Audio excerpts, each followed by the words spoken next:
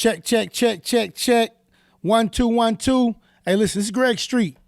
And right now, I'm with my homie, man. I'm with my man. 10 grand, all the way down to the floor. Like we ride till the wheels fall off. Premium Pete. You on the Premium Pete show. The realest in the game. Not just on the podcast, in real life. Frankie's home. Internets, welcome back to another episode of the Premium Pete Show. This one is live. Frankie's home. That's right. That's the voice of the one and only, my friend, Mr. Greg Street. Frankie's home. Some people know him as DJ Greg Street, okay? Some people call him a very humble collector, sneaker collector. One of the biggest in the game, okay? But he won't say that because I don't know, for some reason he's not a braggadocious guy on that type of stuff. But somebody, honestly, let me tell you something. We sat down with Greg Street when we were in ATL live a couple of years ago, like 2 years ago, I think. Yep. We sat down, but it was like something simple. I had a couple of people pass by, KP passed by, Angela Yee, and I was like, damn, when I come back to Atlanta, I want to sit down with Greg where people could get, look, I look at it this way, Greg, and you've been doing interviews, you've been doing radio for fucking 20 plus years. I look at it like this. I want people who know you to get to know you a little bit more. People who don't to know you at all. Now, for people with Greg Street, they say Atlanta. Okay, a lot of people remember V103. But what about like Texas? Yeah, Dallas, K104, Houston, Magic 102, Mobile, Alabama, 93 BLX. Mm-hmm. Now, what do you think about starting radio?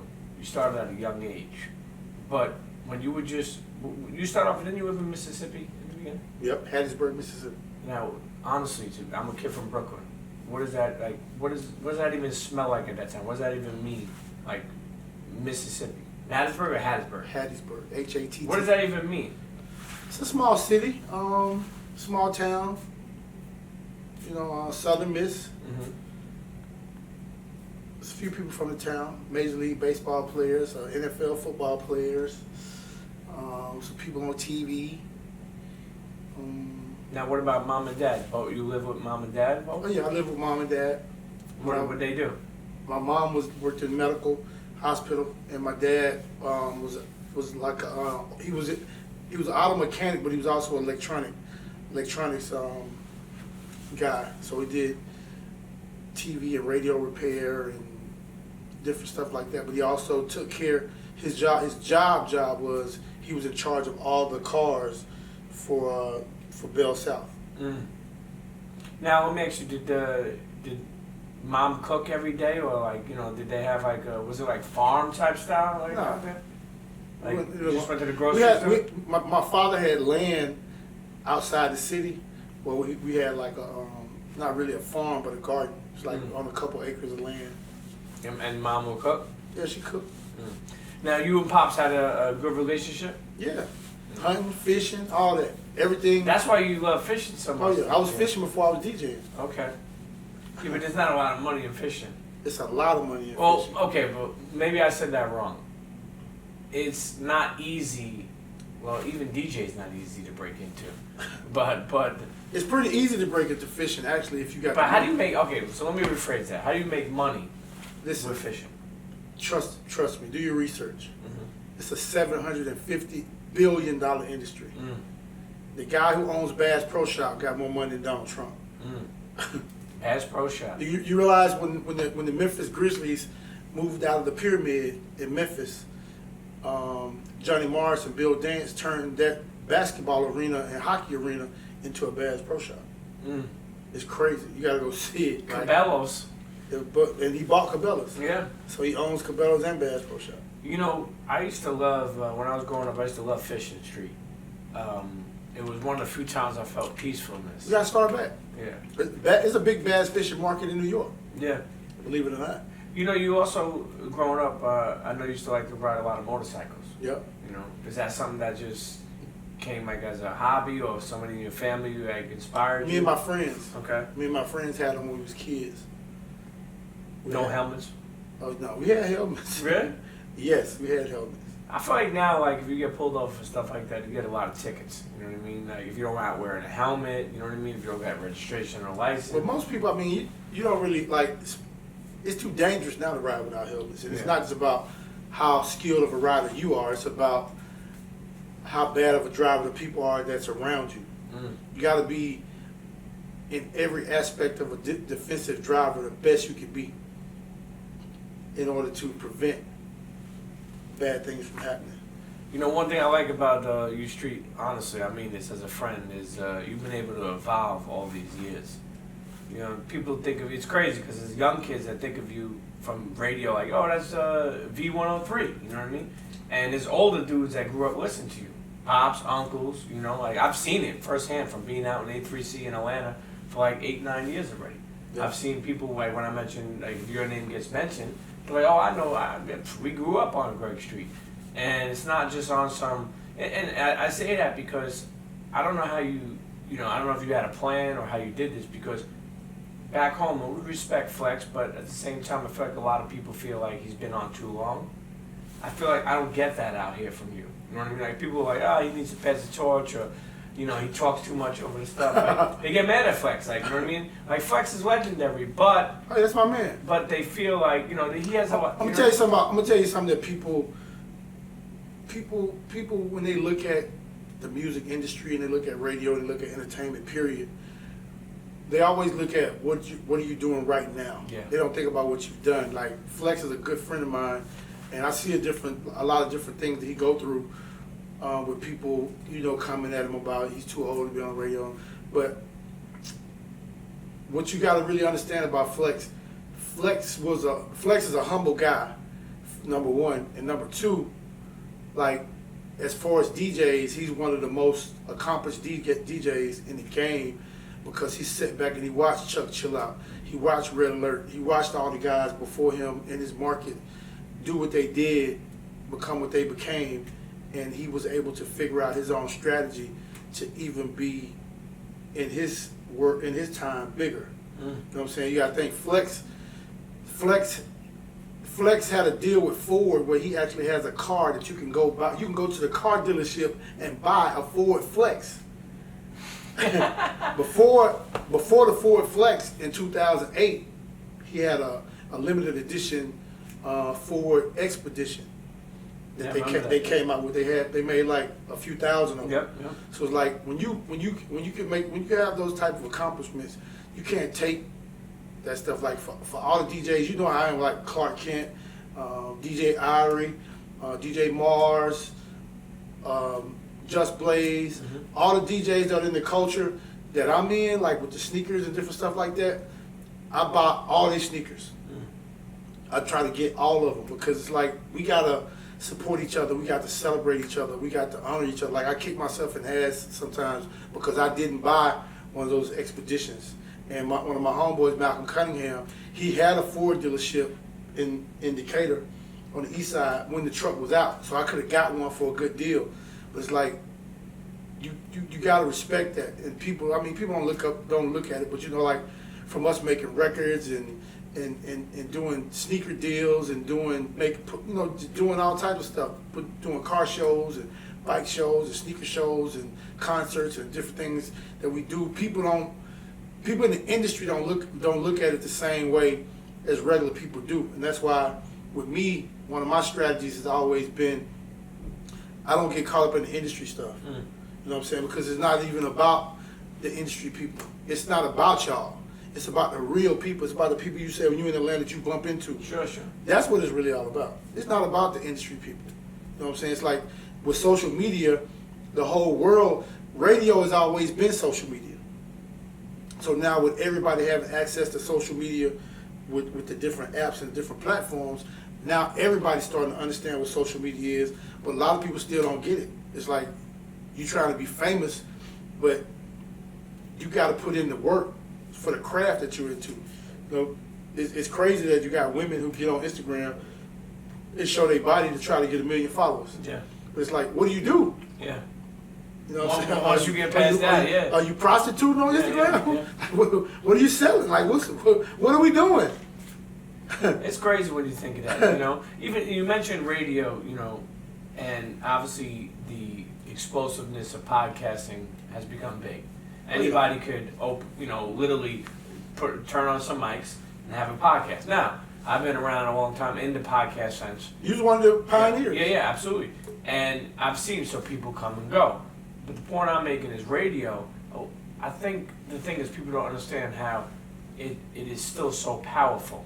So like, I'm not one of those dudes where sometimes people say like radio, like. I know what you're saying. I hear it all the time. Yeah, but radio's still alive. But like, you let hear that it, be known. But check this out. These are the people that you hear that from.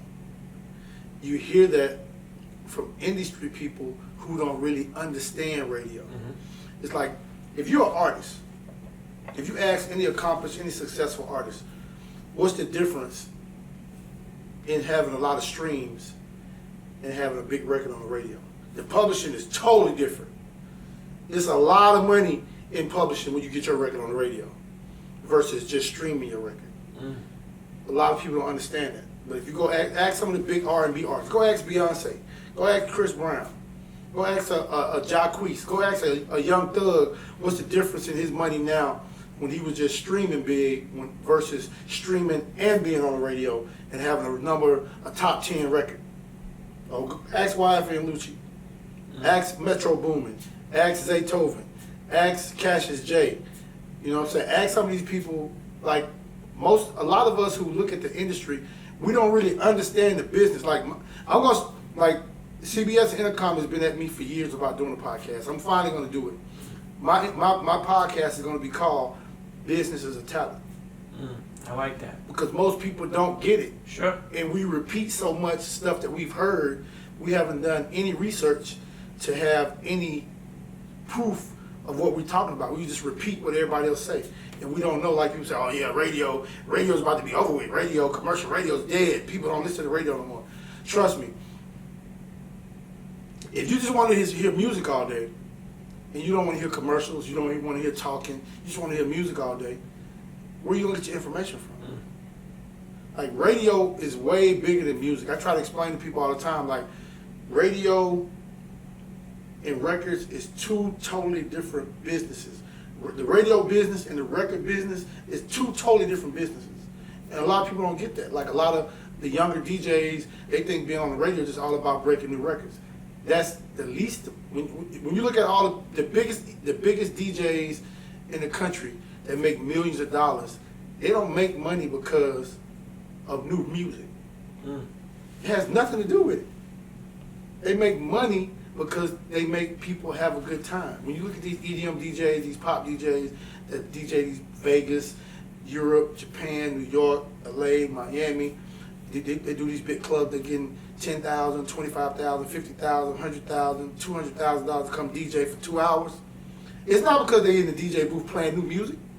They're playing music that make people want to party. Sure. That's what it's all about. The people. Man, listen, you've been in radio. What? The real people. No, but check this out. This is something, and shouts to somebody like even Ed Lover. Shouts to people like Angie Martinez. Shouts to people like DJ Enough. Shouts, we can keep on going. Shouts to Big Boy. Shouts to Charlemagne, right? But listen, we can keep on going on. It is not easy, one, to have a morning show that lasts long, and two, to be on radio for as long as you've been on. Even V103, think about how long V103 is Atlanta. This is my 25th year at V103. Okay, but honestly, how the fuck does that happen? How does you gotta get the numbers up. Men lie, women lie, numbers don't. Gotta get your numbers up. Well, I just told you, the real people, not the industry people, not the people who think they know everything. The real people. It's about the real people. I've had the biggest rated radio show for the last 25 plus years in all demos from teens, 1834, 1849, 2554. Like, that's where I differentiate. That's where I make the difference between like a Flex or Charlemagne or Ed Lover or those type of people. Like, and I'm not saying that they're not good at what they do, but they don't really understand how to play the numbers game. I know how to play the numbers game. And what do you mean by that? Well, it's not really a game. It's about being the best that you can be. Like, you can't be number one in every demo if you're not working. You gotta work. You just can't go to the radio. You just can't be Greg Street on the radio. You just can't be Funk Flex on the radio. You got to be what you're supposed to be to the people. You mean like touch the people? You mean like, you know? You got to figure that out. Greg ain't trying to give all the... That's millions of dollars worth of game. Yeah, I actually tried to give it to a couple people in New York, but they didn't really understand it. When you remember when Fat Man Scoop left Tommy Boy, Yep. and he went to Hot, Yep. and he was doing an overnight show, and he had a Saturday show. Shouts to Fat Man School. He did middays on Saturday, but he did overnights during the week. And I was explaining to them how to take an overnight show and be the biggest DJ in New York with an overnight show. But I think most of the DJs in New York, they get caught up into being a celebrity DJ. And it's cool, but you gotta, if I'm gonna show you a letter one day. Mike Love tried to get me to come to New York one time. They gave me a contract and everything. And I was already under contract, so I couldn't take the job. But Mike, what station was that? It was BLS. Okay. It was 107.5. It was in like, it was probably 93.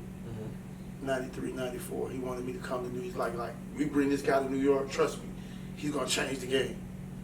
And you just were already in contract? I was under contract. I mean, they really wanted to do it. Like, I still got the letters and the contracts and everything. So, but a lot of people get it, a lot of people don't. And it's unfortunate because you gotta think, if you're in New York and you're in the Mecca where everything is going on, you can have so much going on. You just got to have the people. You got to have the people.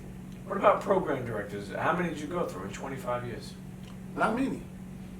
Fortunate enough for me, I haven't worked for a lot of program directors because I'm the guy who don't say no. You know me. Yep. Like you need, if Premium P asks me to do something,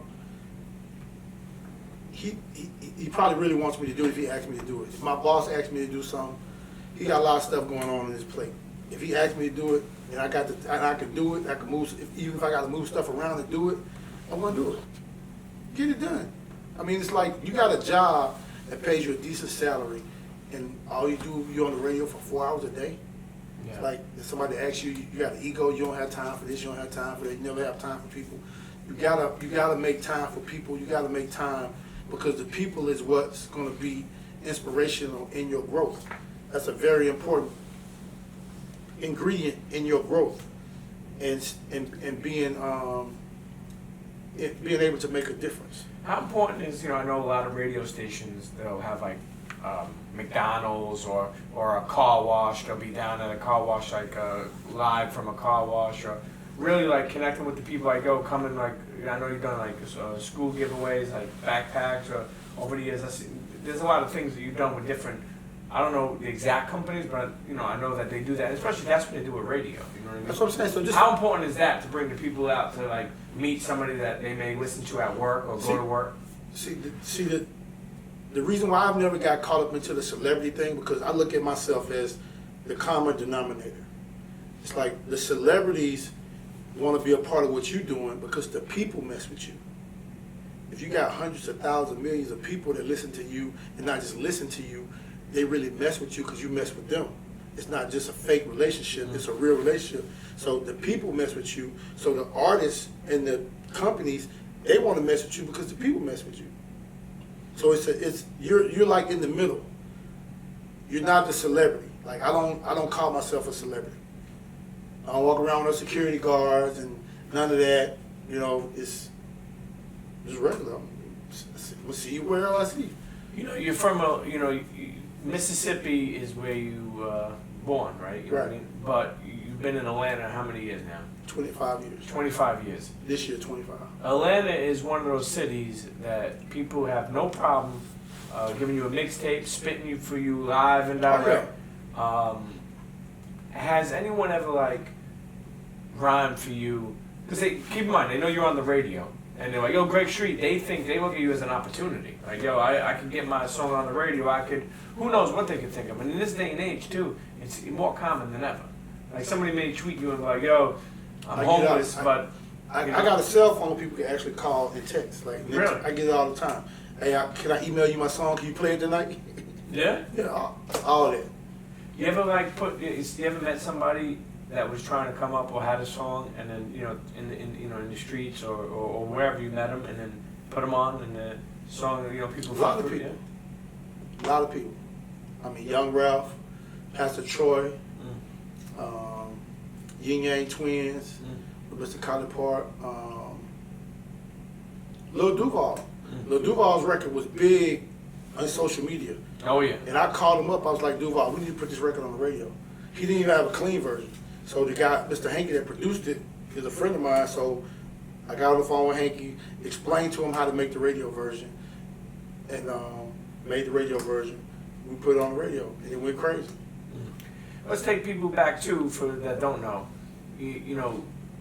Rick Ross, and I love this story about Rick Ross, because here's the thing, I think, and there's a lot of people, like, I feel like you're one of those underrated guys that many people don't know how much involvement you have. I was talking about you on one of my episodes, I don't remember when, I was talking about how you're one of those guys that pull up to like a 20th anniversary of an album release with the exact fucking album closed, sealed, with the t-shirt or the keychain or whatever they gave at that time. Like, that's what type of dude you are. You like nostalgic, a lot of memories, a lot of classic stuff.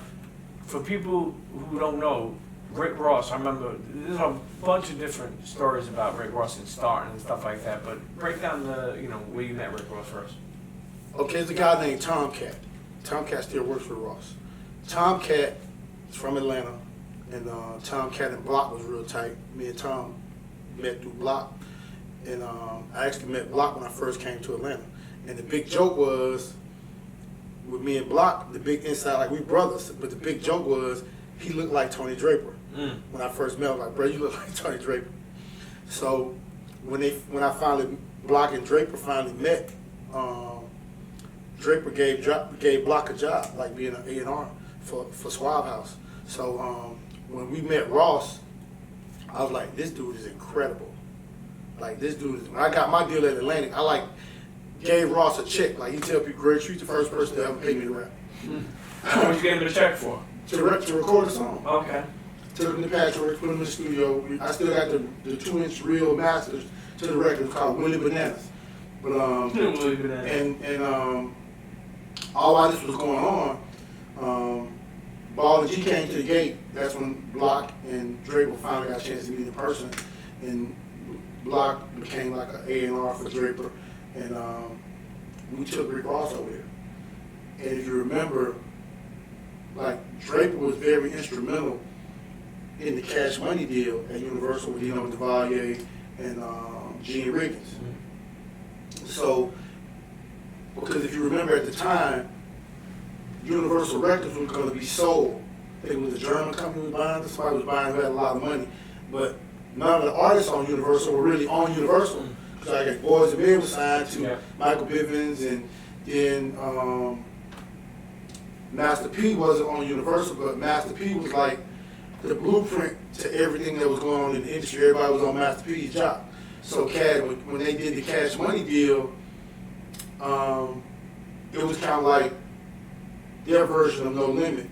So Suave House, Drake put out the Triple 8 Ball MJG album, the Triple 8 Ball album. It did well. The MJG album didn't do as well. It had that girl on it, but some kind of way, I can't remember the details, but some kind of way the Suave House deal got messed up. So one night, me and Ted Lucas from Slip and Slide, we were real tight. Ross is from Miami, but he didn't even know Ted Lucas. So one night, I'm just thinking, because I really like Ross. Like, I know he's that guy. So I called Ted Lucas and explained to him what happened and what was going on. I'm like, I think you should bring Ross over to Slip and Slide. So I think I could get Draper to release him and we could do the deal. I wasn't involved in the business on any level as far as the money and stuff is concerned. I just like Ross. But did he know how hard you were going for him? Yeah. So I talked to Draper. I talked to Ted. So Ted basically reimbursed Draper his money that he had paid Ross, gave him some money to get him out the deal, brought him over to Slip and Slide. And he wasn't mad at that? He just was okay No, with it? he was cool with it. Draper was a businessman. He's like, my stuff ain't really moving like it should be moving right now. I don't want to hold you up. So when he went over to Slip and Slide, of course, like Trick Daddy was the man, and whatever was going on between the hoods in Miami was going on, and Ross was writing and doing a lot of stuff, but then when he made the Everyday I'm Hustling record and it blew up, and I mean, we saw what it did. Did Ross ever tell you, yo, thank you for? Oh yeah, that's my guy. Yeah. I talk to him all the time. We cuss each other out, we fuss and fight, but that's the homie. I mean, it's crazy too because the talent always rises to the top, man. Yeah. His lyrics, you know, people can say what they want about Ross. People always have something to say about somebody. Everybody got something to say that don't know what they talking about. That dude is one talented motherfucker. He can Oh, yeah. put lyrics together. He could put, you know, I was listening to, the other night, I was listening to Live Fast, Die Young, him and Kanye. Man, those extra bars he gave you at the end of that song. He's dope. He said, you know, man, Live Fast, Die Young is a special fucking song. But see, we had when the whole thing with Suave House, like I told you, when the whole thing with Suave House was going on, Draper was a good friend of mine, so Draper actually moved the Suave House studios to my house. T-Mix, the in-house Suave House producer, was living at my house. So like everybody that Draper was working with, they used to come to my house and record. From 8-Ball, MJG, did some stuff with LL Cool J, and Ross used to come. Ross actually learned how to really ad-lib and rap and do all the little tricks that real rappers know how to do when they just not saying I'm a rapper, but they ain't really made no record to put no record out. Sure. They really learn the craft. So he learned a lot of stuff, you know, at the studio, at the crib, working with T-Mix and Larry Funk, who's the engineer who mixed a lot of records, who lived on the, I think Larry lived in the Bay, but he would fly out to Atlanta and mix records and engineer sessions with T-Mix and when the artists would come. You know, it's crazy how many people, how many artists in hip hop live in Atlanta. Oh yeah. Like I you know, years ago I would never, you know that. Like, you know, when growing up I wouldn't think of how many people would be here. You know, even a lot of New York cats. Oh yeah. I know Eric Sherman's out here. Eric don't live out here anymore, but no, you don't. He was out here for a while. He was here before me. Yeah, the Rim Spot. Yeah, him and Greg. Yep. Him and Greg Taylor had the Rim Shop on Peachtree and what's that? Peachtree and Ralph McGill. Raekwon. I didn't know Yeah, Raekwon. Raekwon's out here. Yeah. His mom. I went to his cellar. He got the alcohol was Lincata, and I went to the party, the tasting for the party with him, his mom, his sisters, and everybody was there. Raekwon's definitely class act. You know, 25 years on the radio in Atlanta. And Atlanta, I feel like, is one of those places where it's been thriving. You know, a lot more amazing restaurants. You know, a lot more jobs being, built out here. A lot more companies coming out here. Like honestly, it's been thriving. You know what I mean? Like Atlanta. You gotta do your research on Atlanta. Like, and not discounting what Dr. King and the whole freedom, the whole civil rights movement did, but Atlanta was actually like, I was looking at a book the other day. One of my friends had the book, and I get a chance to really look at it a lot, but then another guy brought one to the Auburn Street Fest the other day. There's a book, I'll tell you the name of it, but there's a book you can get, and it has like the real history of Atlanta. Like Atlanta was popping for black people in the 1800s. Really? I mean, like popping.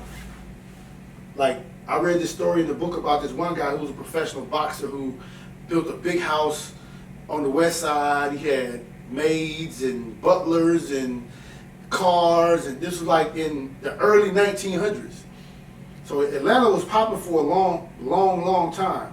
And like when you look up Herndon and all these guys from the early 1900s, like Atlanta been that spot for a long time. So people look at the music, but when you look at Jermaine Dupri and Dallas Austin and Rico Wade and all these people in Atlanta that's making all this money off music, Atlanta is not what it is because of music. Music is really benefiting off of the backbones of what Atlanta was way back in the day. Like these guys in the music are like the great grandkids, and these kids come from royalty. Like Atlanta was Atlanta was that spot. Let me see if I can find this picture. I took a picture of the book. You know, you also think about like Magic City. How many landmarks out in Atlanta? Cascade. Look at this. Look at this. Wow. 1926. Fuck. Basketball game. Taft Hall.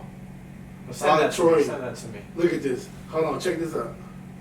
Like, dance at 10 p.m. Game at 8. Dance at 10. Admission 35 cents. 35 cents. Couples 30 cents. Okay. Good music. Break somebody, save a nickel. Like, is that Kanye back in the day? Good music? This is from 1926, bro. March 6th, Saturday, March 6th, 1926. Like, this is crazy. Like, look at this. That's Peachtree Street. Wow. The intersection of Peachtree Street and Marietta Street in the early 1900s. All those are black people, bro. This is crazy. Like, I sent this to Lucci. That's Summer Hill Grammar School from like 1920. Like, Atlanta was a spot for a long time. Like, these are, when you go just do your homework of like the University Center and how Clark and Spelman and all this stuff came about. Like, it's some crazy history that go all the way back to the Mary Bethune days. Like, in the Mary Bethune started the Bethune-Cookman College. It's a lot of history in Atlanta, man. A lot of history. A lot of history. A lot of history in your journey. You know what? Let's take a quick break. We're sitting down here with my brother, the one and only, Mr. 6 o'clock, Mr. V103, Greg Street. We'll be right back. Don't go nowhere. You with the world famous Premium Pete. Not just the biggest on the podcast, the biggest at heart, the realest in the game. And it's not a game. The Premium Pete Show. You got to go back and listen to all the episodes, all the new episodes, all the old episodes. You know, catch up. Mustard. Frankie's home. Greg Street is a man of many talents. True Renaissance man. I call myself a Renaissance man, but you're a Renaissance man.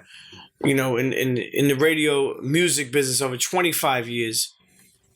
So I told them before, somebody who is really done a lot of work behind the scenes that I feel like a lot of people don't know. You know, we were speaking before about Rick Ross.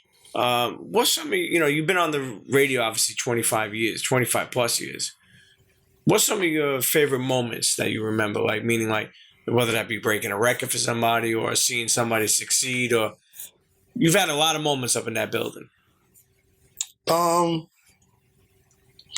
I mean, just enjoying what you do. Like, everything from music to just people to,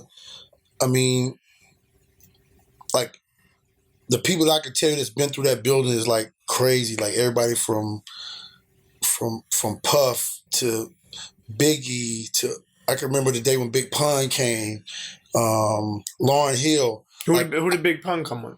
He came by himself when he was promoting his album. But I can remember when Lauryn Hill came. I knew Lauryn Hill from when I was in Dallas, from the Fugees, when they first came out before they even blew up. So when she came to Atlanta, when she put her solo project out, she was pregnant, and she wanted to come to my show so bad. I think my show may have been the only show she did. She came to my show. She was pregnant. Her and her dad came up. It was crazy. But like Erykah Badu. Of course, I did all the Outkast in stores and the different release parties, and just some of the biggest. Like, one of the biggest in stores in Atlanta for music, and I think this was a crazy moment too. Was Criss Cross's in store for their second or third album? It was at North Lake Mall at the record store. With so many people at the in store, they had to shut the mall down. Pete. Not the store. They had to close the mall, put everybody out the mall, and reopen.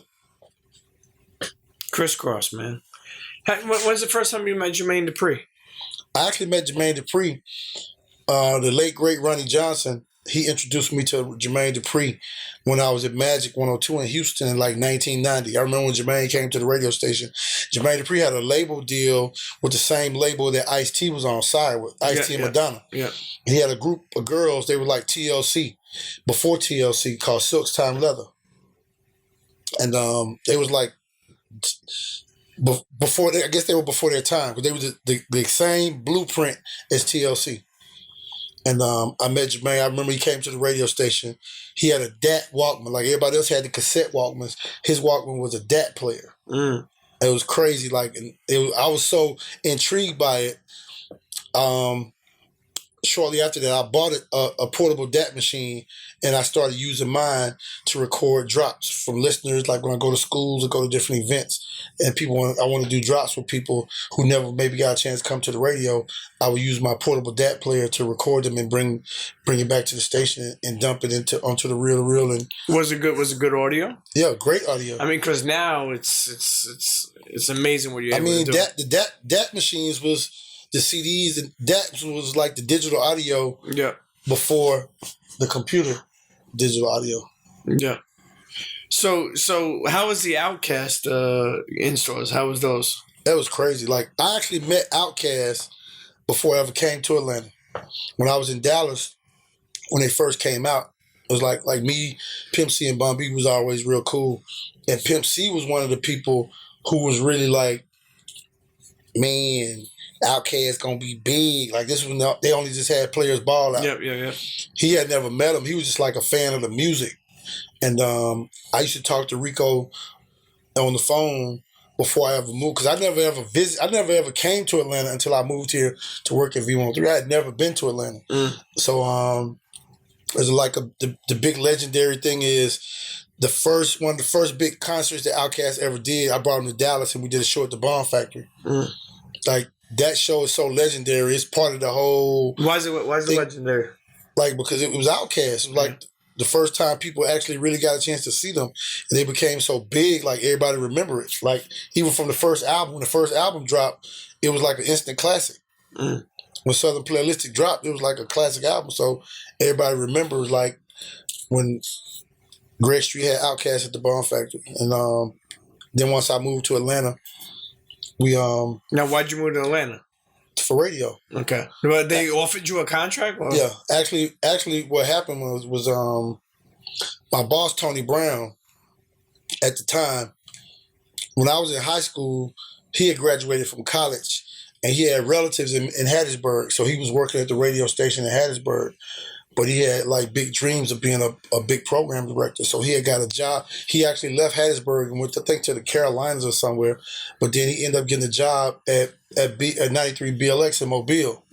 And first he took Skip Cheatham, and then he took me. Skip was doing the afternoons, and I did 6 to 10.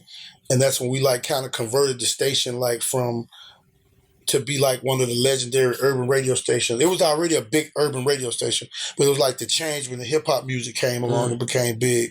So, because the guy who was on before me, Sonny Love, he came on from like 7 to midnight.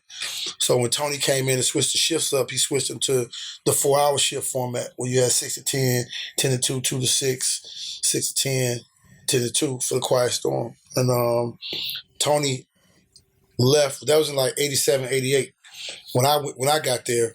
And Tony left and went to Houston, and he brought me to Houston. But when Tony got to Houston, he always wanted to come to Atlanta. Right when he got to Houston, like 6 months after he got there, he got offered a job to come to Atlanta. So he left, and I was still there. And then I left Houston later, and I went to Dallas.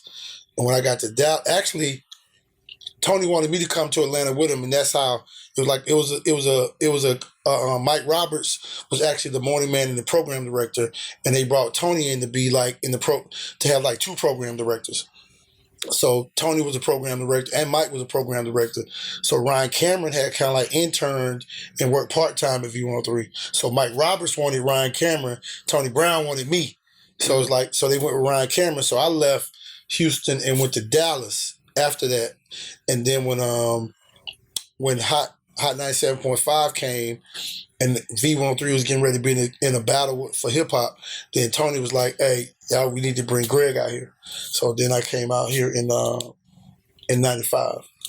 You know, a lot of radio stations, like some have been here for a long time and some have come and gone. You know what I mean? What do you think it takes for a radio station to last 25 plus years? I mean, V103, how long is it? Because you're there 25 years, but V103 is probably about 40-something years old. yeah, but how does that happen? I mean, you got V103 is like, as far as the marketing is concerned and the way people feel about the radio station around the country, it doesn't get the recognition of a Hot 97 or like how KMEL used to be in the Bay and Power 106 in LA, but V103 is actually bigger than those stations. Mm-hmm.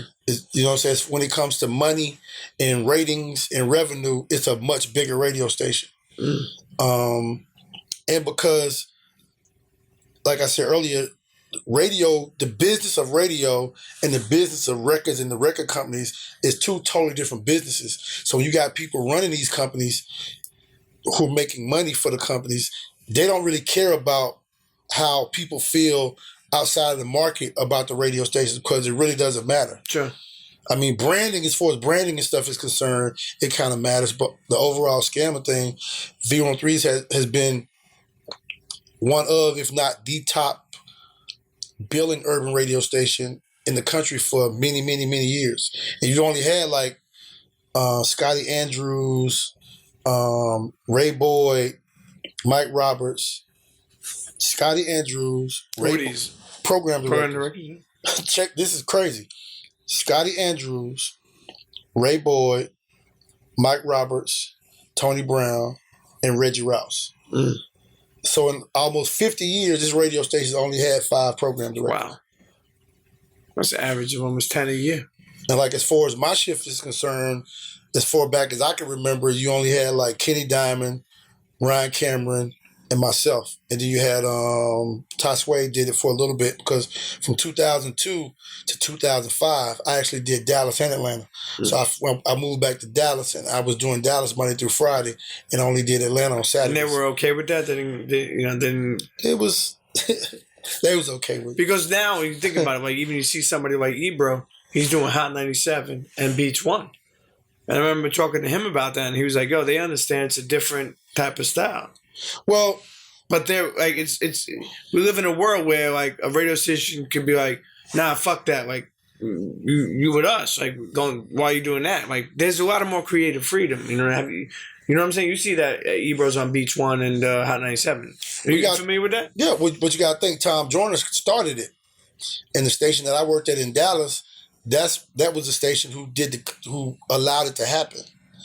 When Tom did the Fly Jock deal, really what he was trying to do, that was during the time when athletes would sign one team and then sign with another team, there'd be a bid war of who's going to buy the contract out. Mm. But when Tom did it, he signed to do mornings in Dallas and afternoons in Chicago, and the radio station was like, well, it's 2 separate shifts. You signed the contracts. You got to figure out how you're going to pull it off. Mm. So having that time difference in between 10 a.m., and 2 or 3 p.m., he pulled it off. We flew back and forth until like the ISDN lines and stuff came along. You could do it online, but many days, every day, he flew back and forth from Dallas to Chicago because them 2 stations allowed him, them 2 companies allowed him to be able to do it. You know, when you were growing up, I mean, most people, you know, they have dreams of what they want to be. You know, some people have no idea what they want to be. Me, I had no fucking idea. I just love graffiti, sneakers, and smoking weed at that time. And I never smoked weed. I like sneakers. My thing was this, like... But what was your first job? My first job was in Hattiesburg at WRV, WJMG. Oh, wait, your first job was in radio? You didn't have like a fucking grocery store or paper boy? I cut grass. I worked at the drugstore. And then I started DJing at a young age. Well, it actually started.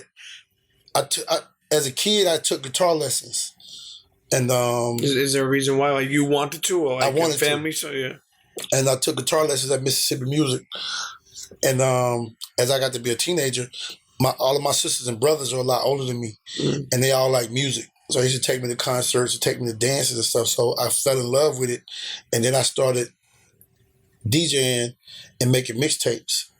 And because Hattiesburg is so small, I had this idea with me and one of my friends who used to help me do the parties, because I used to rent like the community centers and do parties after the football games and on Fridays for the kids, for the teens. So we came up with this idea. Like everybody was making the flyers and the posters, so I wanted to put my parties. I wanted to advertise on the radio, so we started going to the radio station. So the guy who ran the radio station was like, asked me one day, it was like, your name Buzz, and you can kind of pop. Are you interested in being in radio? So it was like shortly after DJing parties and stuff, I got into radio, working in the radio station after school, because in the city that's small, they don't have the budgets to pay DJs, because it was at that time it was only a daytime radio station. So in the springtime, in the summertime, the radio station is on to like 6 or 7, 8 o'clock in the evening. So I would come work at the radio station after school on the weekends, and then shortly after I got there, then they had then the guy who owned the station built the FM station. Then kind of find out the guy who owned the radio station actually went to school with my mother at Mobile County Training School. So going to Mobile all my life as a kid, the Mardi Gras to my aunts and uncle's house was like 93 BLX, like a huge radio station. So I actually got a chance to work there. It was crazy, Pete.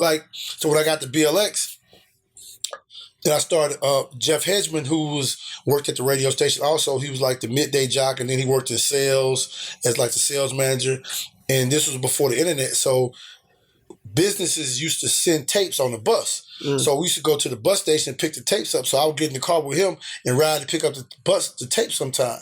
And I got in the car with him one day, and the radio came on. And I was like, who is this dude?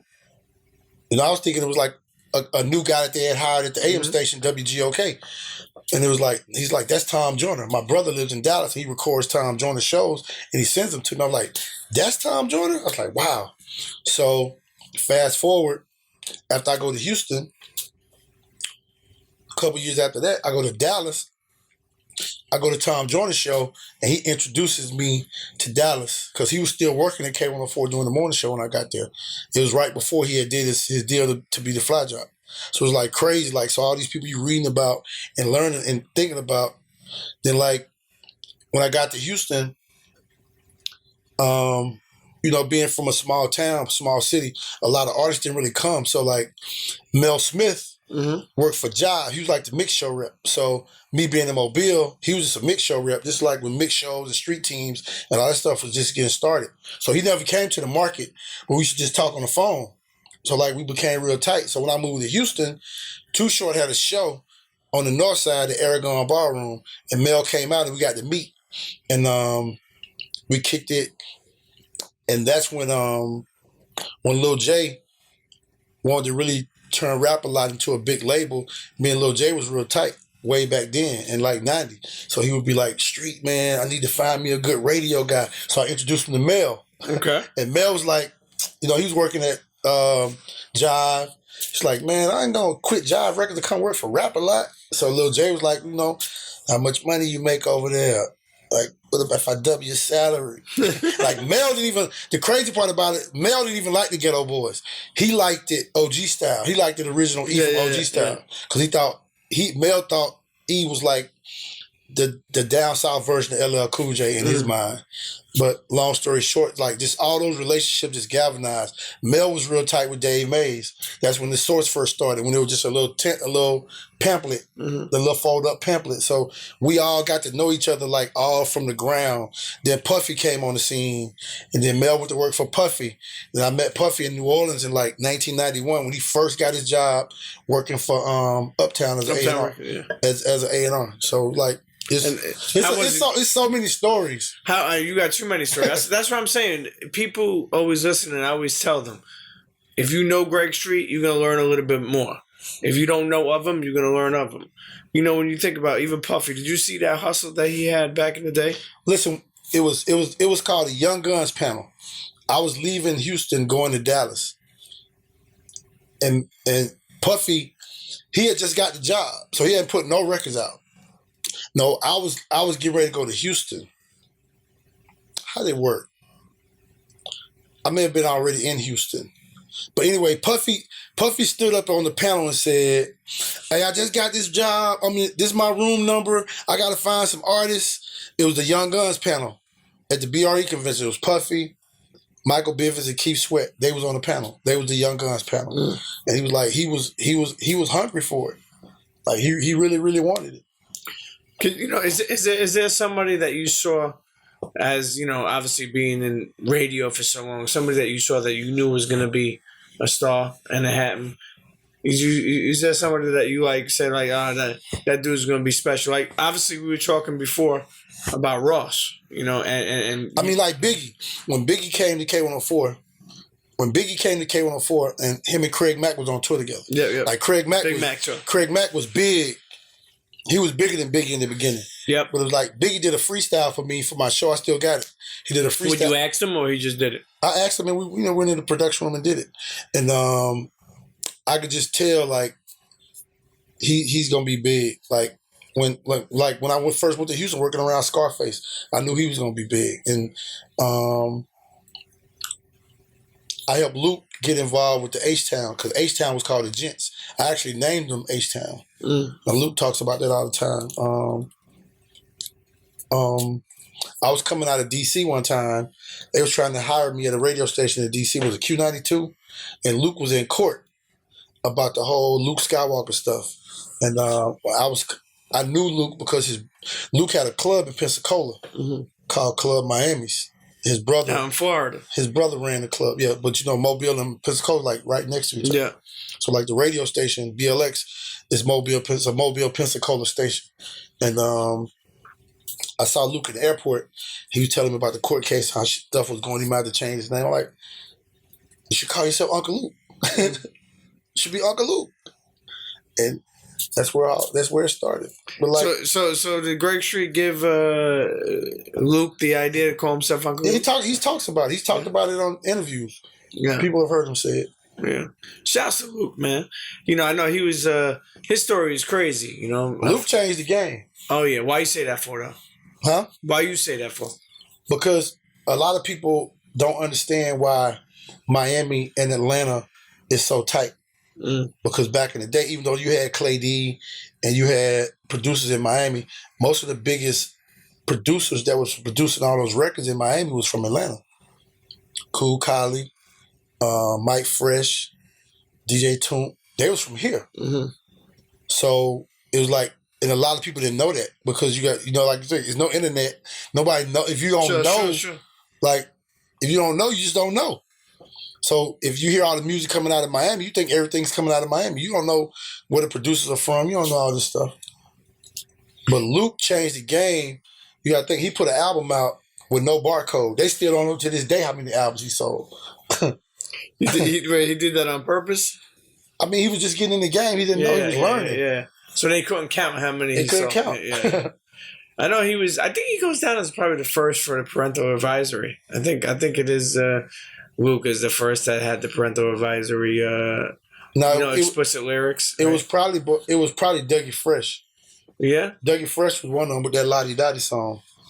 Yeah, like Lottie Dottie. We like to party. Yep. We don't cause trouble. Luke, people don't look at it like that because Luke got the attention for it because his records were so nasty and vulgar. You know what I'm saying? It's a difference if you cursing, but if you vulgar and cursing, you know what I'm saying? The stuff that you saying, the different things you saying about women and, hey, we want some head, booty. Yeah, you know what I'm saying? Ass up, face down, ass up, yeah. The stuff he was saying was like, it was just out there.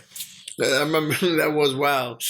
You think about all these years, your ears from music, and now how different, you evolved. You know what I'm saying? You evolved as a DJ, as a radio guy, as a person. But keep in mind, music evolved. You talk about Puffy, you talk about Biggie, you talk about Craig Mack, you talk about Outkast, but then you think about now, like Soulja Boy. So yeah, but I'm saying, did you see that coming? Like the Futures, like think about how big Future. Like Future's a star. Go back. It's on YouTube. Yeah. Rocco brought Future to me. I did the first interview. He was like, wait, back that up. So Rocco calls you. What does he say? Right? Rocco called me, said, "Street, I'm working with this new artist, Future. I'm gonna bring him up and introduce you to him and let you listen to this song we made."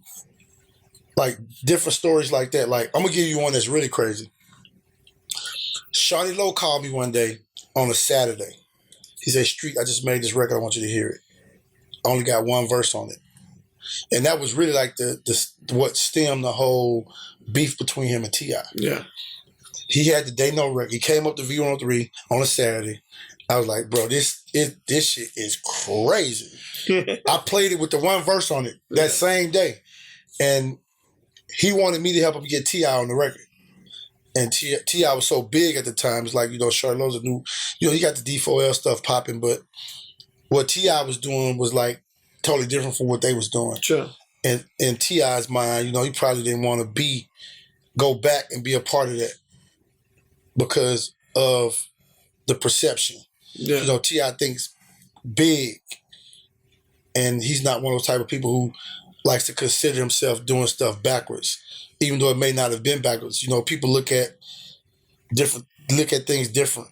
Sure. But he wanted T.I. to be on the second verse of that song. That would have been something. It would have been crazy. Now Back to Future, you said he comes up rock. Scarface wanted Biggie on the remix to Big Papa. Really? Yep. And they didn't do it because of what they wanted for the verse. It never happened. Damn. You got to think, when Biggie came out, Scarface was the biggest rapper in the world. Sure. Yeah. Damn, man, you think about the fucking history in that. That's crazy, man. Now, what about like when T.I. started to really like pop?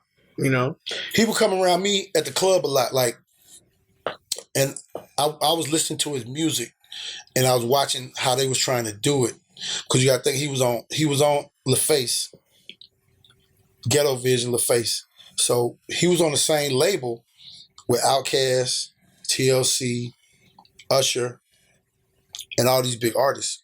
So the problem was, to me, from the outside looking in, they didn't really understand the Dope Boy records. Like, and Tip talks about this all the time. I was the one who said, look, I want to play Dope Boys in the Trap on the radio. Sure. Because the first record they tried to put out, got a beat from Pharrell, we got Beanie Man on it, it's going to be the record. But it's like, but you're taking an artist from the foundation in the wrong direction. Like, you're trying to make him this big pop rapper before he gets his foundation started. So I was the one who's like, look, we gonna play this Dope Boys in the Trap record. This record is crazy. And he talks about that all the time. Like, Greg Street was the only person who played Dope Boys in the Trap. Like, he even had on a verse about if LA knew how wrong he would be. I took my song to the street. Now my name rang like a bomb in the street. I think it was on the King album.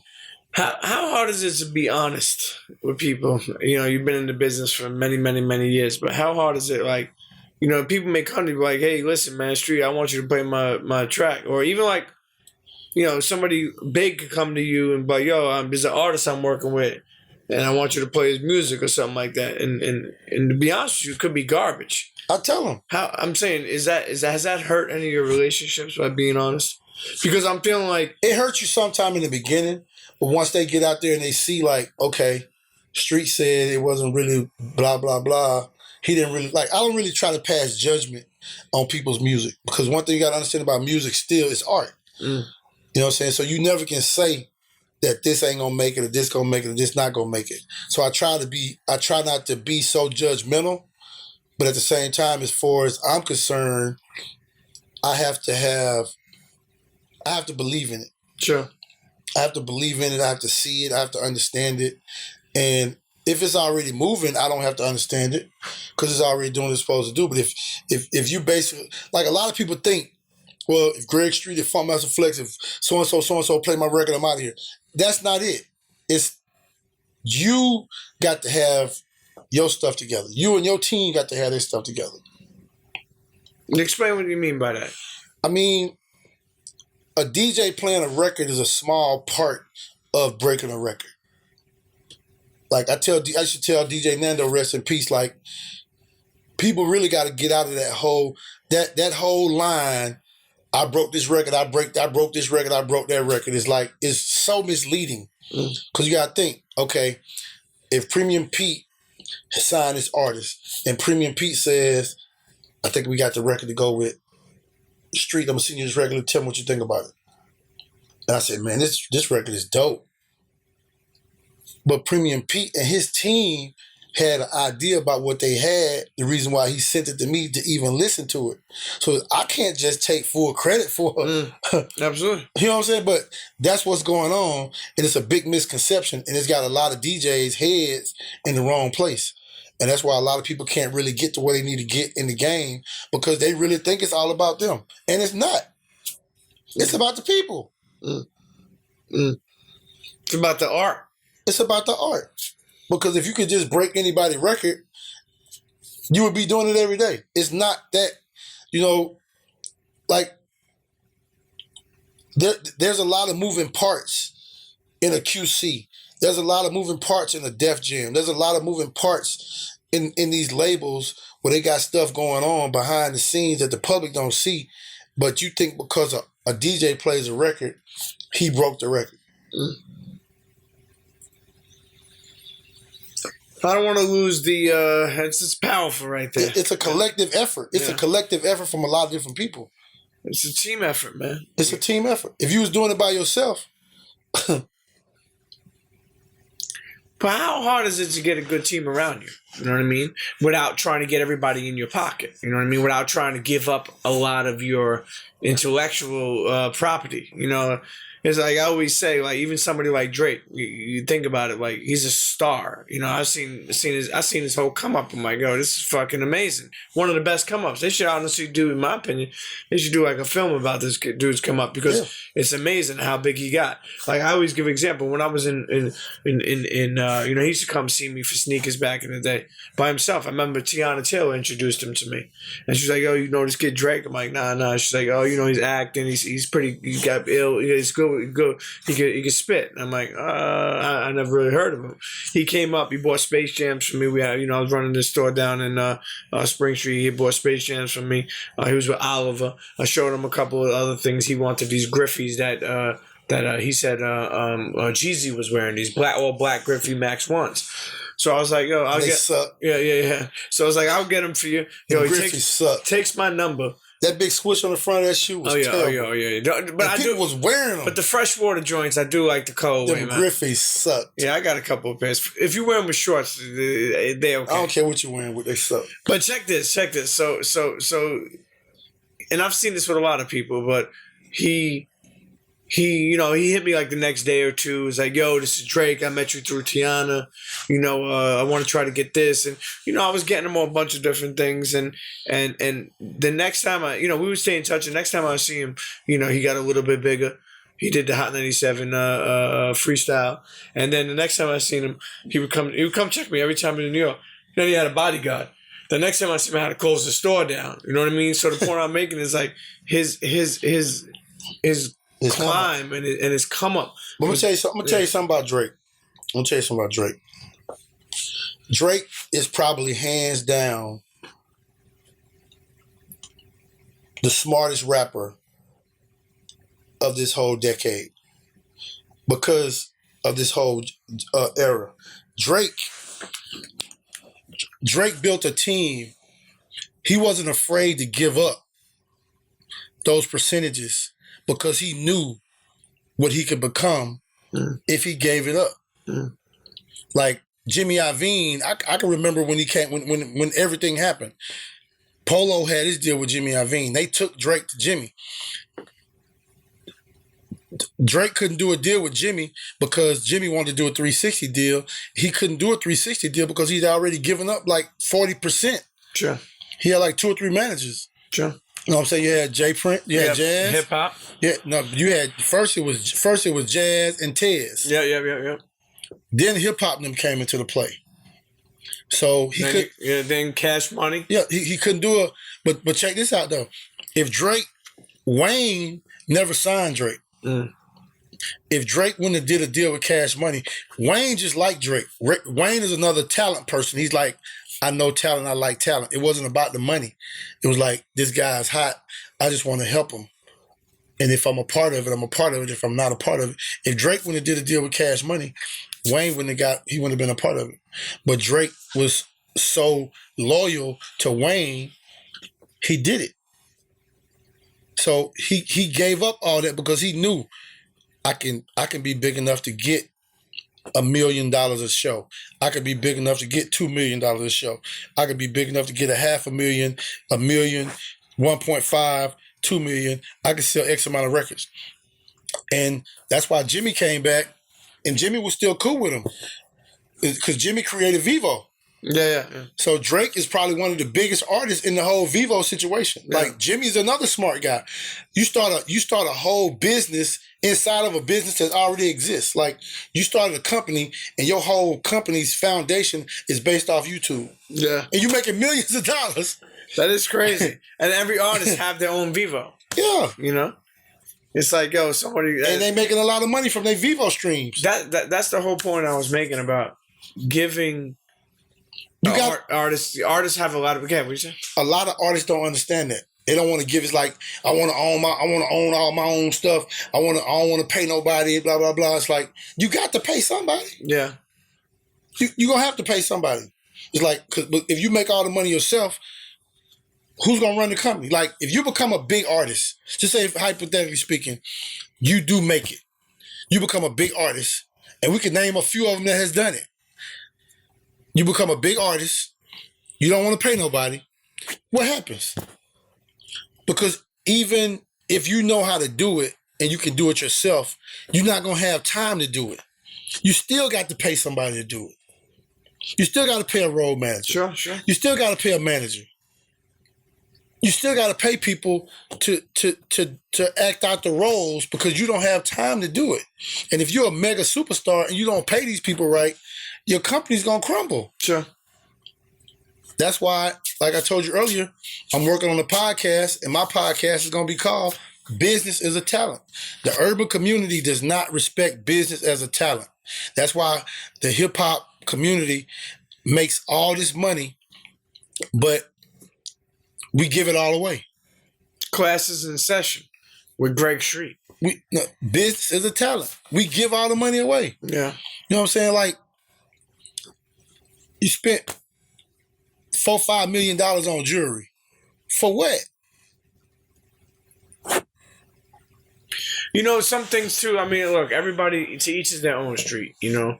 But like, even like, some nobody likes an artist because they got $5 million worth of But change. check this out. There'd be dudes that will work 6 months on a track, maybe get $100,000 for that track, and then go throw it in a strip club that same night. Not the whole 100. They might throw 5. Nah, people throw it. But then again, that's people's choice of what they want to do with their money. That's their choice, you know. But one thing I will say, I don't want to lose. But we got to get a little smarter though. Of course, we need to be, and somebody like you with all that experience and seasoned veteran can help people. You know, I don't want to lose the future. Black people don't play consultants. No consultants. Let me tell you something. In our community, you can take a guy, right? He says he want to build a record company. Premium Pete, Greg Street, anybody who knows the game.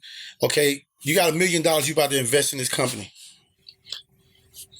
We would go spend $1 million on a project when you could have paid a Premium Pete or a Greg Street $100,000 to show you how to do it right, so you wouldn't throw your $1 million away. Sure. And then it didn't work, and now you're looking crazy. And now you're saying everybody screwed you. Now you screwed yourself. And now you back to the and beginning. you're mad. Yeah. And you mad. Yeah. And you didn't get nothing out of it. But you don't look at the cooperation. You don't look at Coca-Cola and Sprite and Chevrolet and McDonald's and Popeyes and Burger King and all these big companies who they got people on staff. They got people to show them and tell them little things to make sure that they're not just out here throwing away their money because they don't know. You know, I've been owning this company for all these years and the industry's changed. You got to go out and get people who understands how to put these pieces together, and you got to pay them. You're going to save money and you're going to make more money, and you're not going to throw away as much money. But for us, experience is always the best teacher. And it's crazy because like, you got everybody talking about these top 50 hip-hop lists. I want to see the top 50 list of who's making the most money off the hip-hop community, off the hip-hop culture. What is the top 50 companies that are benefiting the most off of the hip-hop culture? And I guarantee you, it's nobody that look like anybody that's in the hip-hop culture. For Lamborghini, Ferrari, Rolls Royce, Bentley, Mercedes, Porsche, the jewelry makers, Gucci, Louis. White t-shirts. Yeah, like Nike. We should have a company that make to make Nikes and stuff like that. I mean, these companies have been built over a long period of time, but it's nothing to say, hey, look, let's go figure out how we can open up our own company to sell blank T-shirts. Yeah. Just blank T-shirts. We're not going to print on them. We just going to make them and sell them to the people that make T-shirts. Why is there a company in the urban community that does that? Like, it's crazy. Like, I look at Kaepernick, right? And I'm not going to say he's dumb. I'm not going to say he's stupid. But he made a crazy move that could have really been big. But he took this harebrained idea that I'm going to kneel for the national anthem, and that's going to help me make a difference in police brutality in the inner city. Like, are you kidding for real? You think that's going to happen? What does the NFL owners in NFL football have to do with police brutality? Now, if you just say, okay, listen, I'm going to get 10 players from my team, and we're going to start a movement, and we're going to get players from other teams to start a movement. Once we get guys from, say, 5 or 6 teams, then we go to the owners and we present what we're trying to do and get the owners involved. Because you got to think, if you own a team and you run a stadium, how many police officers work at every football game? You know what? A lot. Yeah. So you got some influence. They're on the field, they're on the side. I'm pretty sure Jerry Jones and Arthur Blank and a few other and Robert Kraft and a few other owners say, hey, I got some players that want to have a meeting with the chief of police and the mayor and the governor, and let's figure out how we can put together a movement for this police brutality. They're really concerned about this. How can we really make something happen? Like he didn't organize it, and I don't know him, so I don't know why he didn't organize it and really think it all the way through. But it's like, I can't go to V103 and say, I want to do this without talking to my bosses about it and making them understand why I want to do it and see if I can get them to buy into it. Like, I think I got so much money, I can just go do this, and I don't think it's going to be no consequences, no repercussions. And then everybody get mad at Jay-Z because he's just an opportunist. You know? He's Hove. He hoeing. That's crazy. You know, when's the first time Jay-Z came out to the radio station? You were in Houston or Atlanta? Atlanta. Probably 95, 96. What did you think about him? I think Jay's smart. He's a smart guy.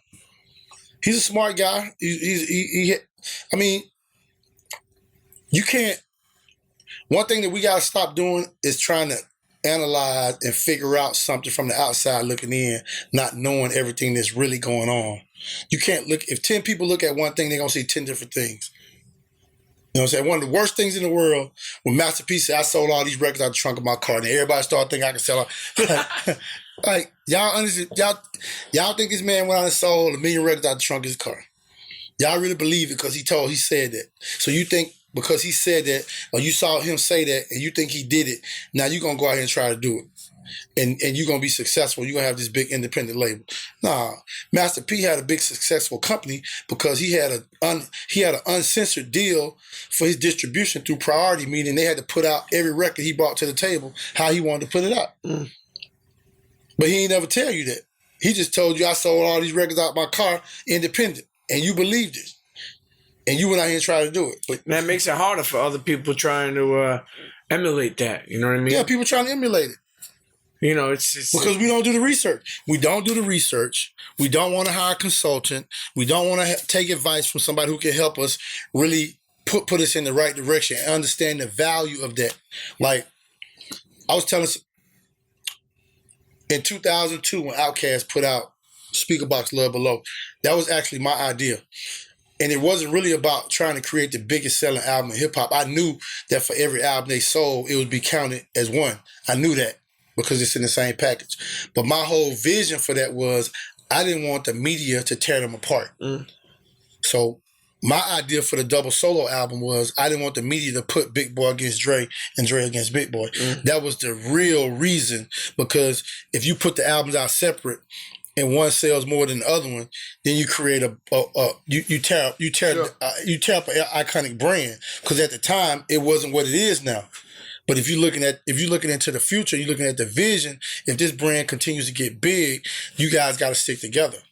Like I can remember the day we talked about it. We was at Mom Benjamin's house on the east side when she lived out Columbia Drive. Like they was talking about doing solo records. I'm like, if y'all do a solo album, y'all got to package them together, and it should be one song on the album, or a couple songs on the album that y'all put together as singles to release as Outkast records, because you've created a brand.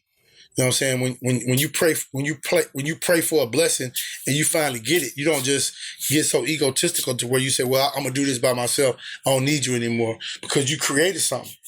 It'd be like me and you creating Coca-Cola. Then I decide, you know what? Pete, I'm gonna let you keep Cola. I'm gonna take Coke. I'm gonna go over here and do my own thing. And then everything falls apart. Yeah, that make no sense. Right. And it's the biggest selling album in hip-hop history because it was packaged like that. Because if it wasn't packaged like that, Eminem would have the biggest selling album in hip-hop history. How many did they do? They did over 10 million. Yeah. It's diamond. Yeah. They're probably close to 15 now. Fuck. That's crazy, man. And you gave them the advice on that? Yeah. They talked about it on MTV. They talked about it in a few interviews. I got the video. I actually had MTV send me the video of it. It was on the show on TRL with Lala and DJ Clue. You ever have an interview up in the radio that in the radio station that had to stop? You know, meaning like it was just a terrible, terrible interview. You know, I've had them, but I know how to handle it to where the artists don't really see what it is. Like you got to understand, like a lot of these artists get into the game and they haven't been trained for media. Sure. So you can't be mad at them because they don't know. You know what I'm saying? So you try to help them and make them understand, like, you know, you might need to work on some stuff, but different people take advice different, so you got to know how to talk to them, even if you're going to have the conversation. But I train myself in how to diffuse it where they don't know it went bad. Yeah. You know what I'm saying? Yeah. Now, because you don't want to make people look stupid. Yeah, like, of course. I'm not into the, are we finished? Are we done? Yeah. You know what I'm saying? I'm not into that. Like, I'm not trying to get 1 million views on YouTube, on Instagram by making somebody look bad that I can help better themselves. Like, why would I take advantage of somebody like that to make a few dollars off a YouTube video when you can help somebody position themselves to be better in a craft that they trying to make hundreds of millions of dollars from? Sure. No, that's how we should look at everything. Of course. To make sure that we're pushing forward, you know, and evolving. I mean, that's why, like what you were saying, like you want people to see and people to hear the purpose of this podcast. You want people to know who Greg Street is and blah, blah. Like, I kind of like got over that a long time ago because I saw after the Outkast situation, the owner of K104, he's like one of my mentors, Hyman Childs, Jewish guy. He told me when the whole thing came out with the double album and it was all over MTV, he told me, he said, Greg, I'm going to tell you something. The problem that you have is the people that you hang around don't understand what you have in your head is worth more than they have in their bank account. Mm-hmm. And I ask people in Atlanta all the time, that's the reason why we don't really know of any black billionaires in Atlanta that have made money from the culture. Because there should be a lot of Jay-Z's and a lot of Puffies and a lot of Beyoncé's. But because we don't understand business as a talent, and once we get money, we think we're the smartest person on planet Earth, and we don't listen. Like, I don't know if you heard Jeezy on the Drink Champs. He was like, when he was talking about when they went to the Magic, Jay-Z took him to the Magic show. Mm. But when Jeezy came out, when he really blew up, that's when I was flying back and forth from Dallas to Atlanta. So when I would go to the barbershop on Fridays before I flew back to Atlanta on Saturdays, everybody in the Dallas knew that I worked in Atlanta. So they would be like, man, bring me one of them Snowman shirts, bring me one of them Snowman shirts. So that was during the time the throwback jerseys was big. So I went to Jeezy, I was like, Jeezy, check this out. Dog, listen, bro. And I wasn't trying to do the deal with him. I wasn't going to make $1 off of it. Mm. I was like, bro, if you make a Snowman shirt, put a patch on it like they got on the throwback jerseys, mm-hmm. and you go on BT, you say, listen, this is the official Snowman t-shirt, and this is where you can buy it from, off of my website or from these particular stores. I'm like, bro, you'll make more money from that Snowman t-shirt in the next 2 years than you will make from Def Jam in the next 10 years. And what did he say to you? Oh, man, you know, Jay-Z finna hook me up with the Russians, man. I'm finna do this clothing line. Just say, bro, listen. In this culture where we are right now today, the most profitable item in the clothing business is the T-shirt. You already got it. So if you watch the Drink Champs interviews, like when he went to the Magic Show, the people was telling him like, hey, Jeezy, man, thank you, man. We just want to thank you for putting everybody's money in people's pockets. He's like, what y'all talking about? The Snowman shirt. He's like, man, they was selling them. And they asked like, did you trademark? He's like, nah, Greg Street came to me and told me, gave me the whole play. I should trademark it and what I should do with it. But I was like, I'm trying to sell records. I don't know nothing about that. But he listened to Jay-Z and it is what it is. Listen, man, that's crazy. It's very common. It's very common to happen. Because you're looking at Jay-Z like he's the big successful homie and he know what he's talking about. You know, not everybody, and no disrespect to you know, obviously Jay is a god, but you know, I don't mean him. I'm speaking in general. Not everybody has your best interest in mind. They may give you some advice, but not everyone's gonna like lead you there or take you there. You know, when you hear somebody like you. Like you're really like putting that out there. Like, yo, if you do this, I promise. Like some people won't even take that time in their head to really put that effort to. But you gotta think, Jay-Z, like he said in the song, a businessman. Yeah, like he's a businessman. Jay-Z has never had any successful brands. Yeah, you know what I'm saying? S. Dot Carter was cool. It was cool. It was all right, but it wasn't mega big because he's a businessman. He's doing business behind the scenes. He's doing business. Like you've never seen nobody pay $5,000 for a pair of autographed Jay-Z sneakers. You never seen nobody pay $500 for a Jay-Z T-shirt. You know what I'm saying? Like you got people that pay $200-$300 for a Travis Scott T-shirt, $500 for a Kanye T-shirt, because they created brands in the fashion space. You know what I'm saying? Jay-Z's a clean dresser. He's a nice dresser, but he's never created brands around products. You know, he's just made money off his self being a brand as an artist. But it has never been about the extension on the other side. It's been about like the business side of, I'm gonna go over here and do this deal with MTV and create this live show. I'm gonna go, you know, create this platform with these guys with Tidal, you know. But it's not about, and I think it's genius because it's like you didn't know Tom, you didn't know Elon Musk, you didn't know none of these big tech guys until their companies became popular. Sure. So I think from the outside looking in, just me, myself, and I'm not saying it's right, I think Jay-Z looks at business from that standpoint. It's not just about, Jay-Z can get in the door as Jay-Z, but the business deal is really going to be based off the business. But you got these other guys like, geez, you created a brand with the Snowman. You could do something with this.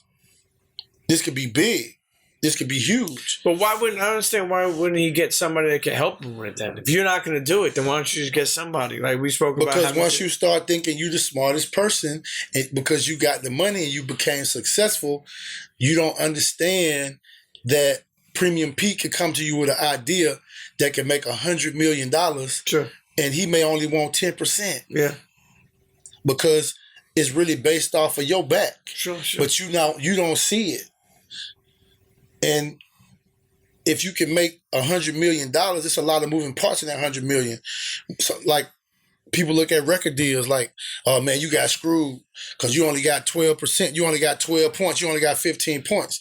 But if the person with the record company is paying for everything and you get 15%, when you break it all down, you probably getting 40 or 50%. Yeah. But for people who don't know the business, who just run their mouth, they don't get it. Man, that's business is a talent. But yeah, it's coming soon with Greg. It's coming soon. 25 years in the radio business. You know, we keep on saying this, but it's a long time. It's not normal. 25 years just in Atlanta. They don't count Dallas. Let's say 30 They don't years. count Houston. Let's say 30. They don't count Mobile. Well, 25 years V103. Okay, at Atlanta. Okay, on the radio. You know, we also think about, you went through, there's a couple of program directors. You know, you never had feeling of like you wanted to leave one day or get out or just give up on this shit? Did you ever feel like that? No, it's fun. I like it. It's what I do. It's Yeah, me. but out of 25 years, you know, like sometimes like we can have these feelings where you get tired, not tired of it, but meaning like This is so easy. Yeah. Because it's what I do. Yeah. It's so easy. Like my president and general manager of V103, he tells me all the time, like one day, a couple years ago, right about a year ago, he created the Greg Street Award. And every quarter we turn in our public service stuff that we do. So he talked about this in a meeting, and then we had an event because we had some people that was leaving and different things was going on. So we had an event to celebrate them. And at this event, he took my public service stuff that I do on my own that the radio station has nothing to do with, because I had so much. He printed it out on step and repeat banners. It was like 4 banners, like with just little bitty writing. Like he took from the email and printed it out like sheets of paper. It's like, this guy does all this stuff on his own, from going to schools and giving away scholarships and paying kids to read through his We Need to Read program, and supporting youth athletics, and supporting teachers, and supporting different things in the community, just on his own, without the radio station even booking it. He doing all this stuff on his own. It's like it's what I like to do. So it's like, if I'm gonna stop doing what I like to do, the difference is some people have jobs. If you didn't dream about working at McDonald's as a kid, owning McDonald's or being a manager, and you just go to McDonald's every day, and you 30, 40 years old, you put on an apron and you fry hamburgers, or you fry fries, you clean up, and when you get through, you take your apron off, hang it up, and then you go back home, and you don't really think about what you're doing. Like, I do radio, I do music, I do community service 24 hours a day on my own, in my head. Like, my boss would tell me sometimes, I need you guys to be here an hour early. But, like, I prep for my show all day. I'm thinking about this all day. I'm looking at everything that's going on all day. What's going on on the news? What's going on in social media? What's going on in everything around the community, in the city? Politics, sports, music, just the whole lifestyle, the whole culture, fashions, sneakers, fishing, motorcycles, all this stuff. I'm thinking about this every day, 24 hours a day. So if I stop doing this, what am I going to do? No, if I won the lottery and just say if I won $100 million, then I would still do it, but I could just do it like just for fun. Yeah. You worked obviously so many years in the radio industry, in the music industry, and made money, I'm sure you made more money later than in the beginning. You accumulated also, we can't end this episode without mentioning how powerful. There's a lot of artists that I speak to that we talk about sneakers, and sneakers has always been popular in our minds. You know what I mean? You're one of those guys that like a lot of our friends, bought one to rock, one to stock way before it was even cool. Accumulating all different things that you loved. We still have. I feel like but at one point in time, I would say, you would be copping like crazy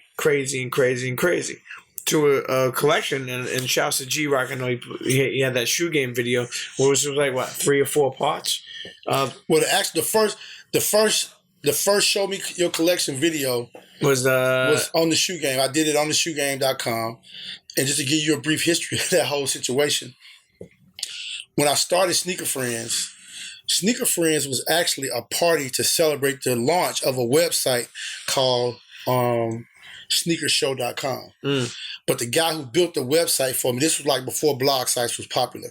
The guy who built the website for me in like 2005, he didn't understand what I was trying to do because I'm not a tech guy. So I was trying to explain to him before all these websites blew up and made all these millions of dollars. I was trying to explain to him like what the vision was, but he didn't understand it. So he just wanted to be paid to build a website. So this was back when you had to really be a tech person to even maintain a website. Sure. So he didn't really get it. So Sneaker Friends actually became bigger than the website. So after the website failed, G-Rock came up with the idea to do the shoe game. Because he had people in his family who understood it and knew how to do it because they was doing it in other areas, like dealing with hair, with ThirstyRoots.com and Calvin and G-Rock's sister. So, but I did the Show Your Collection video. That was the first time somebody ever did anything like that. And How many pairs was that? back then, Yeah. that was 2007, 2008? Maybe. I don't know how many. I didn't show my whole collection. I just showed like the stuff that people wanted to see. At one point in time. And then we did the other ones. Then we did the one where it was like he took it and made it like 3 parts.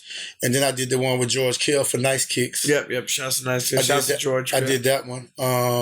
Now, what would you say at one point in time was the most sneakers you ever had? Or right now, I probably got about, like I went and got the Travis Scott today. Travis, I still need the 4s, bro. I need the 4s. But how many pairs pair would you say you have? You have had the highest amount of pairs you had collected at one point in time. I still have them. Probably got about 1,600 pair. Yeah. And that was the most you think you ever had? Yep. And what would you say that number would even equal to? Because it's not all GR. It's a lot of like exclusive pairs. There's a lot of them. Like most of the ones that are in my collection, there's only like a few GRs in there. Mm-hmm. But the GRs that are in there, like some real like they was GRs when they came out, but they became classics as they became older. Like the De La Souls, the Dornbecker stuff. Cause remember when Dornbecker first came out, when they first started doing the Dornbecker fundraiser, they used to give us all those shoes. Yep. Like I had 2 pair 2s and 2 pair 3s and 2 pair 1s. Yep, and the 6s. There's 2 pair. I still got 2 pair 6s. I remember that. Yep, I got them. Yeah, that was it's crazy too because you came up with Sneaker Friends. I remember, and you formed. This is years ago. It was one of the most. It was like 05. But to me, it was one of the most amazing names. You know what I mean? Like Sneaker Friends. Like it just seems. But you know what the crazy part about that is? When you look at all the people who really capitalized off the sneaker game, all those guys used to come to Sneaker Friends. Ronnie Fiend came to Sneaker Friends. Yeah. Joe LaPuma. Joe LaPuma came to Sneaker Friends. Yeah. A lot of people.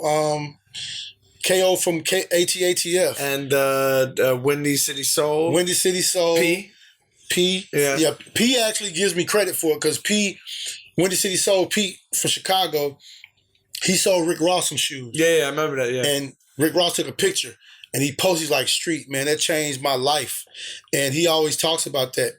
And Pete from Windy City Soul is Greek.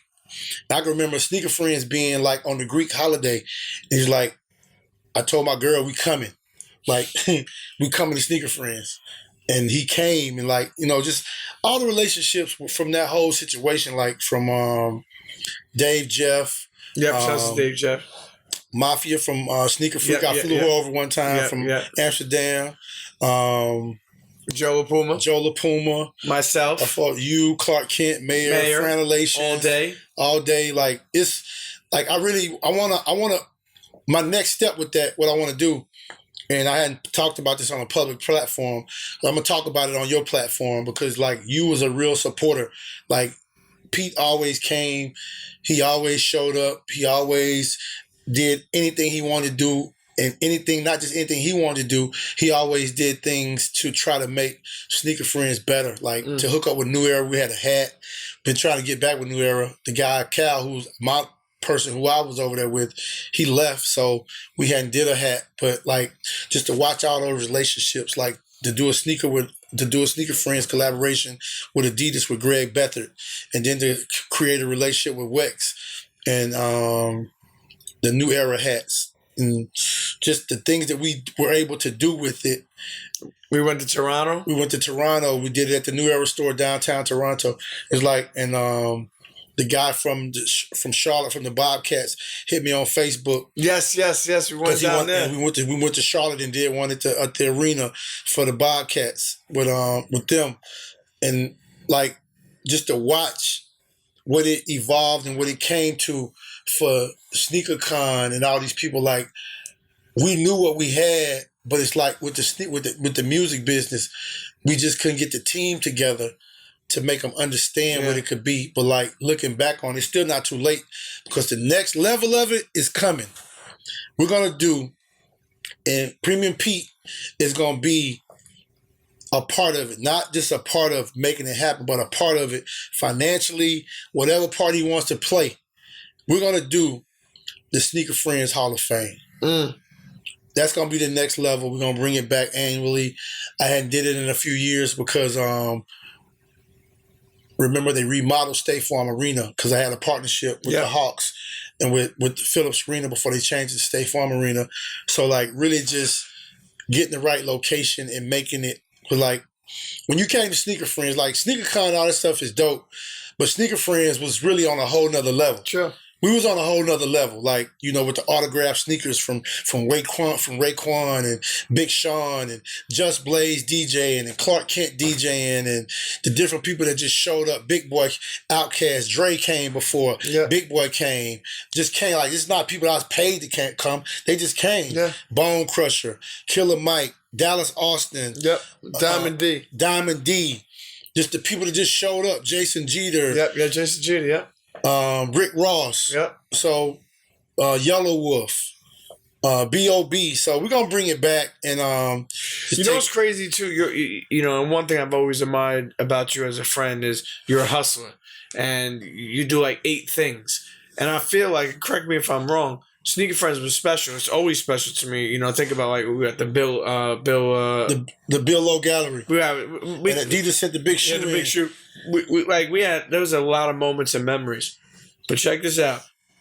You were also doing your radio thing and this and that. Maybe, and I'm not speaking for you, but maybe you didn't have enough time to make. You know, like we had all the ingredients, but we didn't have the team, like you were saying. But that's what I'm saying. Like because look at like we could easily, and no disrespect to you, Ming. I mean, I love them, but SneakerCon, Sneaker Friends, it could have easily been that. Yeah, way bigger. It could have been way bigger, and it still can. It's just we gotta just put the team together. That's why you try to tell G-Rock from the shoe game, because later on he created a relationship with the guy who's trying to do kicks fairs, like. I love y'all to death, but y'all just don't get it. Like we family, but y'all just don't get it. It became the same situation as like the rappers and the people trying to be in the music business. Everybody want to have their own thing, but everybody could take this and make it huge, and everybody could be a part of it. Mark Cuban was not the only person who got rich off broadcast.com. I worked in Dallas.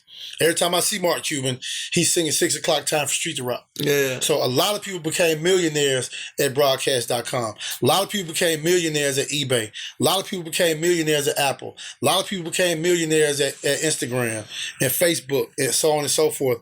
But in our culture, in order for us to really take the culture forward, we got to start understanding being on some of these teams and being part of some of these teams. Like, because when you look at it, when you look at Jay-Z and you look at the people that's around him, that's been around him. Yeah. You know what I'm saying? What's my man's name? B.I. And Tata. Lenny S. When you look at the team, when you look at QC, when you look at P and Coach and Simone and Tamika and Twin and Two Official, when you look at the team, when you look at anybody in our culture who's put together a team of people, it's always been a phenomenon because everybody understands their position. It's like a football team or a basketball team. You can't be the point guard out here trying to play down low. You can't be the quarterback trying to tell the linebacker what to do. Yeah. You know what I'm saying? You need to be over here studying plays to figure out what you need to do when offense gets the ball back and listen to the offensive coordinator and what needs to be going on. Like, everybody got to figure out how to play their position because in everything, everybody can be successful. But a lot of us, we like, you got execution people, you got idea people, you got front people. Like, when you look at anybody that's been successful in the urban, look at Dr. Martin Luther King. He may not have been the smartest person in the group, but he had the voice. But how many people? You had a whole ton of people. Reverend Orange, Rab Abernathy, and Dr. Lowry, and all these people that was a part of this whole movement. And we all just talk about Dr. King, Dr. King, Dr. King, and that's true. But John Lewis has been in Congress for how long? Andrew Young has made how much money in Atlanta? You know, Rab Abernathy made how much money in Atlanta? Did so much things, did so much in Atlanta. These people were products of this whole movement, and they benefited from it. You know, you're not trying to. We don't celebrate Dr. Lowry Day. We don't celebrate Reverend Orange Day. We don't celebrate Rab Abernathy Day. But they was just as big a part of the whole movement as Dr. King was. And when you apply that whole chemistry, that whole formula, it's like a cell phone. If I take the smallest screw out of my cell phone, it may not work right. So, like, when you look at a jigsaw puzzle, every piece of the puzzle has a different shape. But when you put it all together, what do you get? You know, I could be a Cordon Bleu certified chef. Or you could be a certified chef. I'm the dishwasher. I can mess your whole business up. If the dishes is nasty, people don't want to come eat your food. So my position is just as important as your position. The guy who sweeps the floors and cleans the bathrooms, his position is just as important as your position. Sure, you walk into the bathroom right there, this place got a fucking nasty bathroom nasty. You start thinking what? What do you start thinking in a restaurant establishment? Yeah. You start thinking that the food could be nasty. Yeah.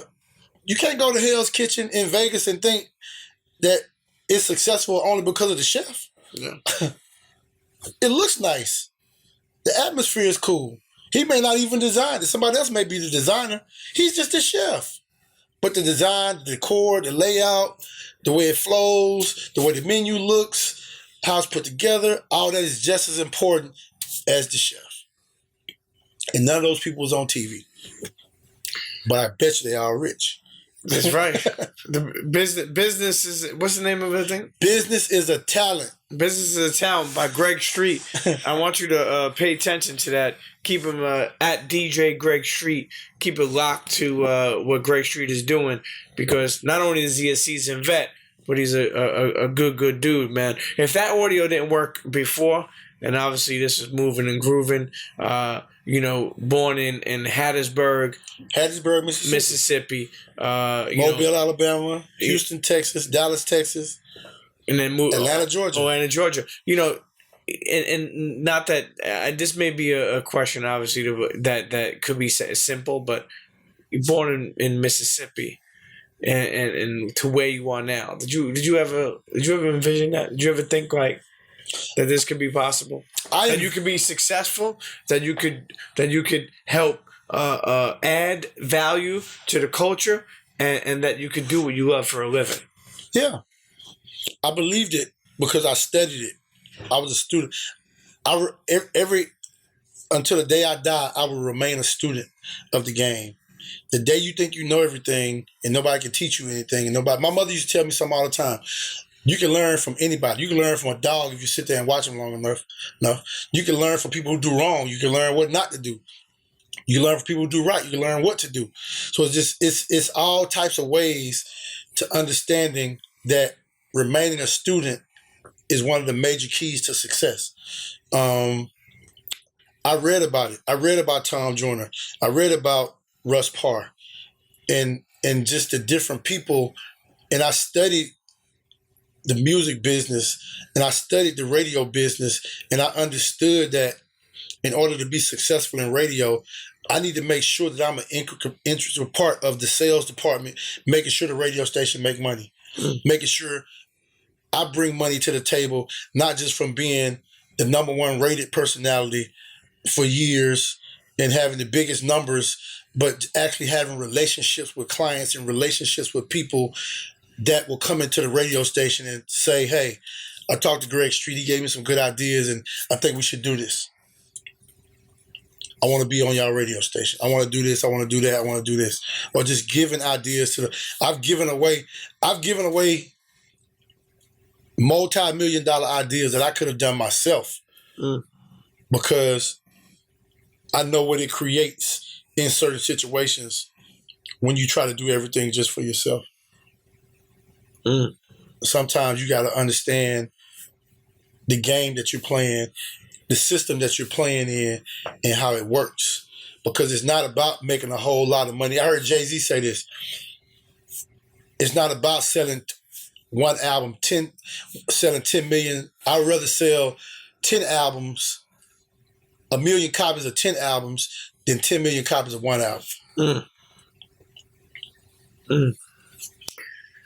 Now, as we wind this episode down, I keep on feeling like I'm going back. There was like so many gems, so much radio history, so much of your history, and we're in Atlanta, and I don't want to lose this. Rocco brings you Future, and this guy has become a star. And, you know, there's so much talent in hip hop, so much talent with Gunna, Future, YFN Lucci, Migos,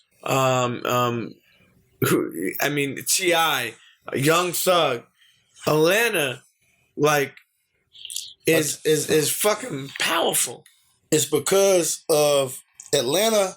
Atlanta has been the spot since the late 1800s, early 1900s. I was telling you in the other episode, in the other segment about there's a book. Let me tell you the name of it. What's the name of the book? You always got to give listeners a chance to. There's a book. There's a couple books, but this is one.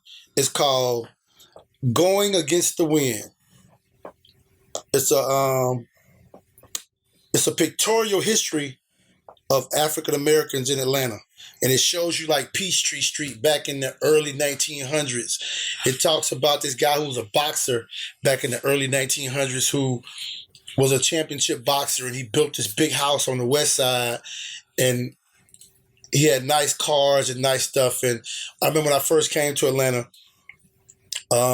just looking at it, because I actually met some people from Atlanta, like the SCLC. When I was in Dallas, they had a big celebration in Dallas, in South Dallas, and I got a chance to meet some of the people. And I can remember in like 1988, Warner Brothers came out with a collection of Martin Luther King speeches, and I used to drive every Thursday. When I got off the radio in Mobile at BLX at 10 o'clock, I would drive to Hattiesburg and do the club on Thursday nights. And I used to listen to them speeches over and over and over and over and over. And just to think, to get to Dallas and then to meet some of these people that's a part of this whole history, and then get to move to Atlanta in 95 and to really get to know Reverend Orange, to know Joseph Lowry, to know Jesse Jackson, to know Andrew Young, to know these people and get a chance to meet them and see them, Uncle Hosea Williams. I got a Hosea Williams Time for Street to Rock drop. Really? Yes, because he used to come to WAOK and do a talk show sometimes. But to get to know these people and then to go get to do the history, Atlanta was a big movement before the Civil Rights Movement, way before. So Dr. King them knew what Atlanta was in the late 1800s and early 1900s. So really, they just understood what everybody had took from the city to kind of shut it down. You know what I'm saying? Because they had Atlanta Life, where some black person knew, I'm going to start an insurance company, and if I could get the city to give me the contract to write the insurance for all the school teachers, all the sanitary workers, all the city employees, I can have $1 billion company. These people knew this a long time ago. When you travel a lot, what's the vibe in the airport when you get off the plane in Atlanta versus anywhere else you ever got off an airplane? It's totally different. Yeah. It is totally different. When you get off the airplane in Atlanta and you walk through the airport, like, there's some black people in Atlanta getting a whole lot of money. Nah, it's always moving. Atlanta is, like I said, it's always been a beautiful vibe. I've been coming to Atlanta for, I don't know, 10 years now. It's just, or more. It's a beautiful vibe, man. I felt that shit growing. You know what I mean? I felt that from the restaurants. I remember new restaurants opening up. You know what I mean? Like, that's a big thing too. Restaurants have a lot to do. Oh yeah. With just having places that become a staple. Not only American deli or places for wings, but like look at what Pinky did with Slutty Vegan. Yeah. She made Burger King bring the Impossible Burger to Burger King. yeah. She did that. Yeah. And it takes somebody to knock on the door. Just a for that to movement, happen. a movement that she created on Instagram with a food truck. But that's Then you got gourmet. like Big That's Zack with Local Green. You got the Beautiful and just all these restaurants. That's and even Arden's Garden. I fuck with Arden's Garden. Yeah. You know, food trucks are like gourmet on wheels. But you know, listen, man, listen. The journey of Greg Street is, and unfortunately, I feel like some people don't even, meaning yourself, sometimes you won't even realize how special it's been because you're living it. You know what I mean? 30 plus years in the radio, just turning your dreams into reality, doing what you love for a living, creating a lot of dope things, and at the same time, really helping a lot of people. You know, I remember I had YF and Lucci on a couple of weeks ago, and he was like, yo, I fuck with Greg Street. Like, you know, he even put my daughter on some drops and just like the way he supported me. Here's the thing too. You want people to, you can't make Liberty. everybody happy. You want people to be, you can't make everybody happy, but you want to be able to support a lot of people and you come from a good place. And to be, that's why I was like, yo, we need to do an episode long form where people can understand who you are and how you are and the gems that you drop and the things that you have. Like your mind, like you think too much, you can't do everything. No. It's like, But I had to come to terms with myself on a whole lot of things when it comes to people knowing and people caring. Like I had to figure, because I put records out. I've been involved with a lot of artists. I've been involved with a lot of projects, and I just had to come to terms with the way people accept certain things from certain people. You know what I'm saying? It's like, if you came up with the idea that created the biggest hip hop album in the history, if I was a white boy, I'd be a billionaire. yeah. So I had to come to terms with that, with the racial side of it and how things work. Like, you just showed me the video today with Randy Moss, with Jordan, with the Travis Scotts. Yeah. Now, who in hip hop has been fishing and showing bass fishing on Instagram and on social media for the past few years? Greg Street. Fishing in my Yeezys and showing them on Instagram. It's like, so you know the influence of what's going on, but it's like, coming from certain people, it's like some people just don't understand it. Like they just don't get it. But if certain people step up to the plate, then they'll accept it. Like DJ Khaled is my guy. He's like my brother. But people don't understand, like, he's a hustler, he works hard, and I'm not taking nothing from him. But when you look at Fun Master Flex, DJ Clue, DJ Self, Greg Street, when you look at us, you look at black people don't get the same treatment or the same type of opportunities. And black people don't support each other like we support everybody else. You know what I'm saying? It's like, I've been knowing Beyonce forever, before they was even successful. I remember the day when Matthew Knowles knocked on the back door of K104 and asked me and Skip Cheatham to come meet his group. But if I asked Beyonce for a record, do you think I could get it? You know, so it's like, it's a whole lot that goes into it. And I'm not mad about it because I've been very successful at doing it the way I've done it. But it's like, it's just like,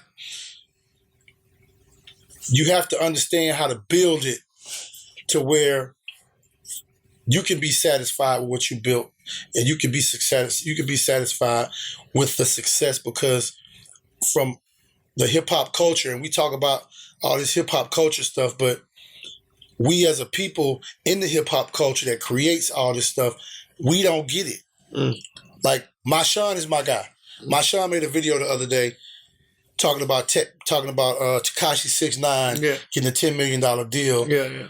And he's like, if you guys let this guy get back in the culture and make this money and do this and do that, it's not about letting him back into the culture. The $10 million and the deal don't have anything to do with that. The $10 million has to do with every time Tekashi puts a song out, what he's gonna do, he gonna do something crazy. And it's gonna be all over TMZ. It's gonna be all over the blogs. Everybody gonna be texting and typing about it, just like Donald Trump. And then he's gonna put the record out. He put the record out. It's not about how good the record is. Yeah. If everybody's talking about him, what's gonna happen? It's gonna stream like crazy. Yeah. You don't even have to listen to the whole record. If you just go stream and listen to it, he's gonna get a stream. So most of the people that are gonna go stream it and listen to it, like I put it to you like this right now. Name me 5 6ix9ine records. I don't know. You can't even Gummo, and then the one that Scott Storch produced with Tory Lanez on. That shit is the only record I like. Where it's like we be in the city on some hot shit. But what I'm saying, I don't know. Maybe Chew. I don't know. But the point I'm trying to make is, they're gonna give him $10 million. They're gonna give him a $10 million deal. I'm pretty sure it's not just they're gonna give him a check for $10 million. He's probably gonna have an opportunity to make $10 million if he fulfills the contract, things, yeah. if he meets certain numbers and certain obligations in the contract. But the point is, the reason why they're giving him the money is not about him being a part of the culture. It's about how much he's going to stream just out of curiosity. They're going to make their money back off 2 or 3 records. Yeah. He don't have to do 10 albums. They're gonna make their money back and make a profit off of 5 songs. Cause they're gonna own all the publishing, they're gonna get all the streaming rights, they're gonna get everything. That's wild. So we gotta understand how the business works, how this whole thing comes together. Because we making too much money and we spending too much money the wrong way. We're not empowering the hip hop community with the money that's coming from the hip hop community.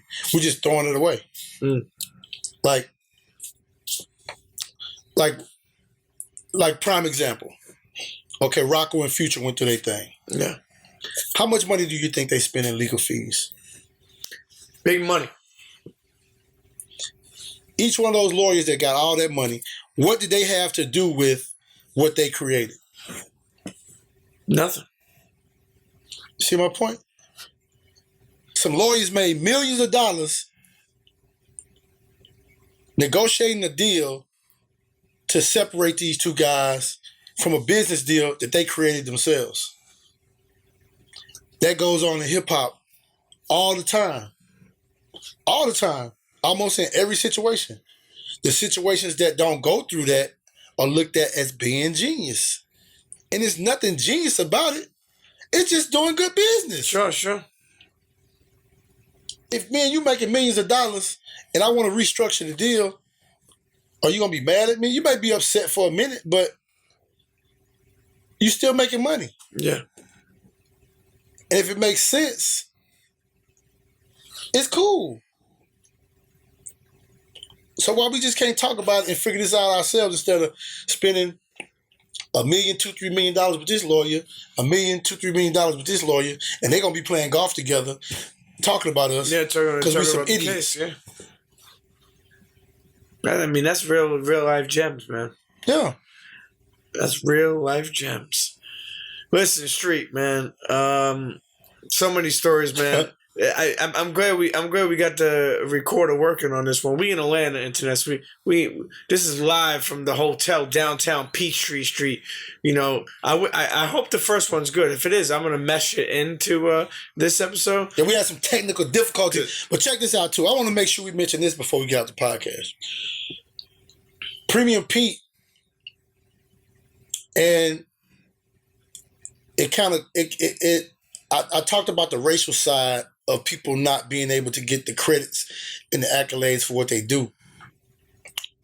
But Pete is not black, but he's also kind of like a victim of that because he's one of the pioneers and creators of the whole Comeback Jack podcast series, which became legendary in the pod. It probably was the first big urban podcast? Yeah, Siphon Rosenberg did one Epstein, but we they stopped, but we perfected it. Like, what was your role in the whole Comeback Jack? I was co-host.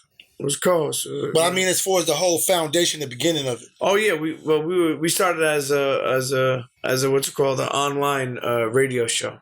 Now I'm gonna tell you the crazy part about that. This is the crazy part about that.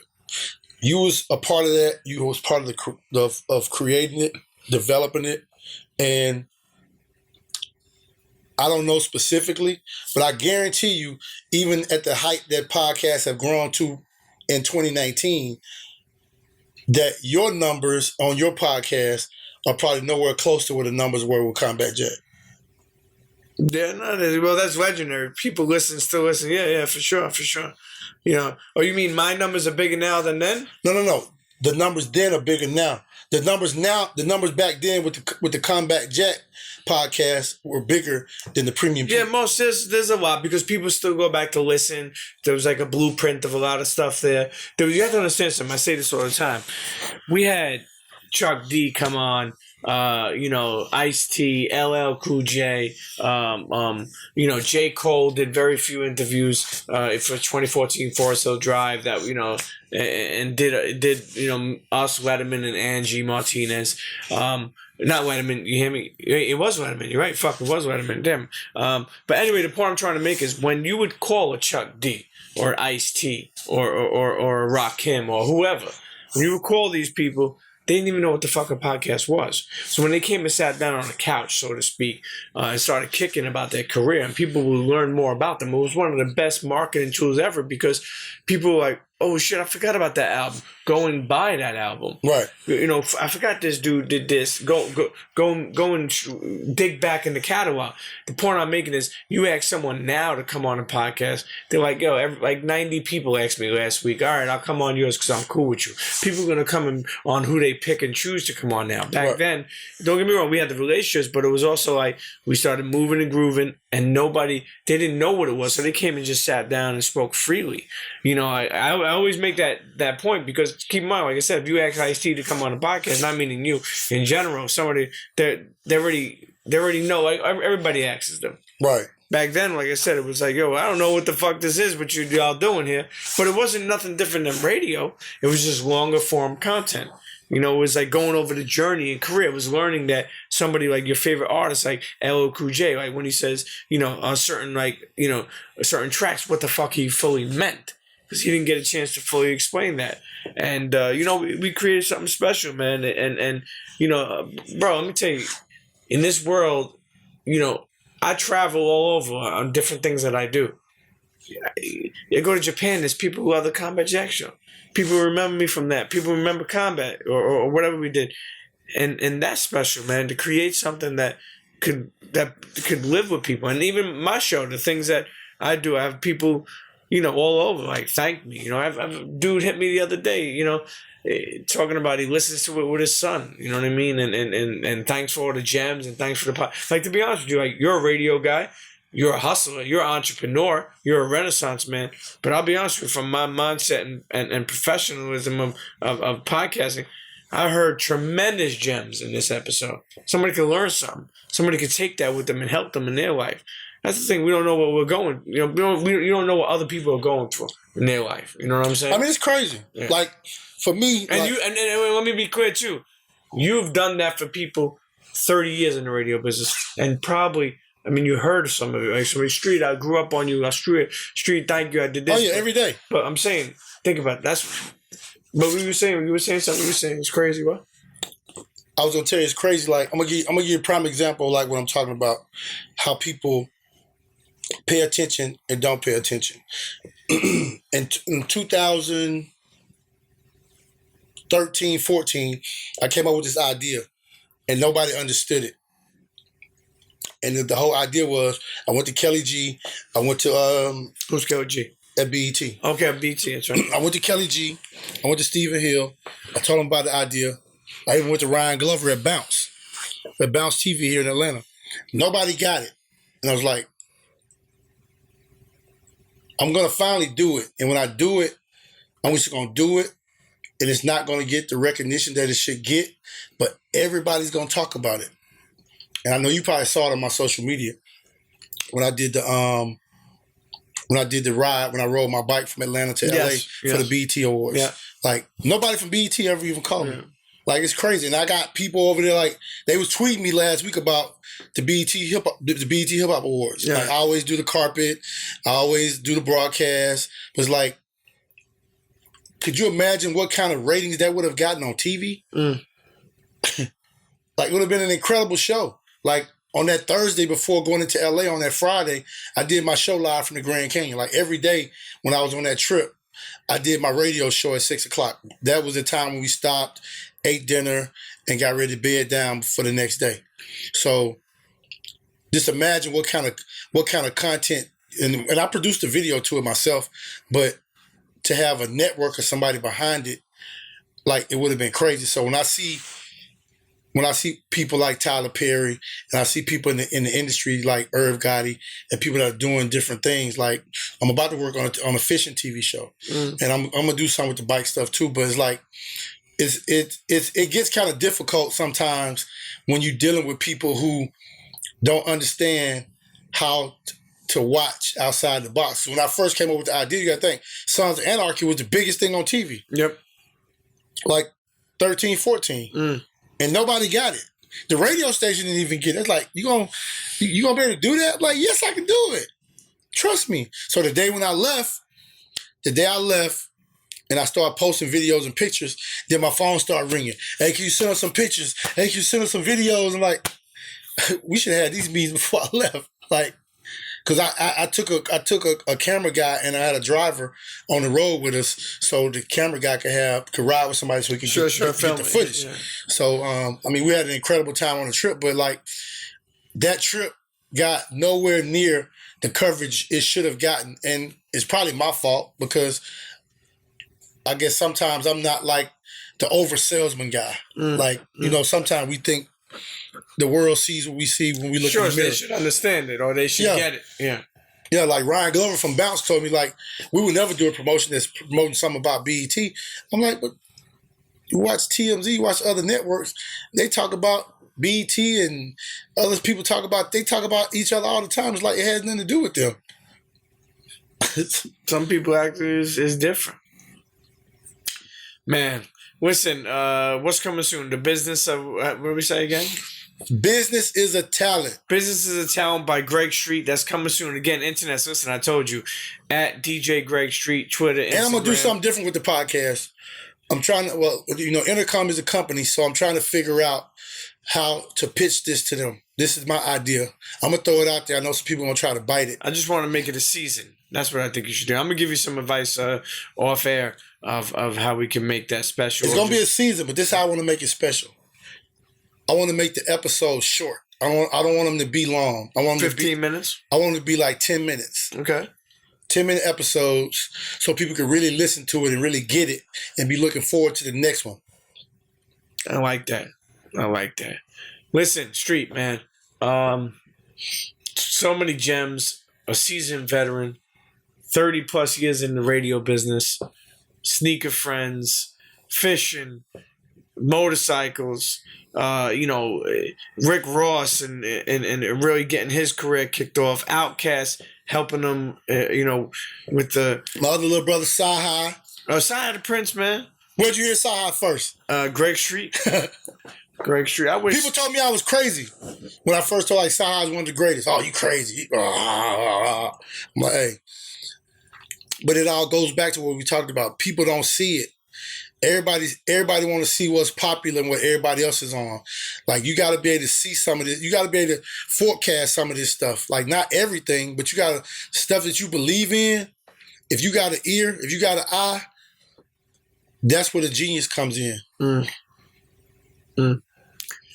Say no more, man. Internet's the one and only DJ Greg Street. Frankie's home.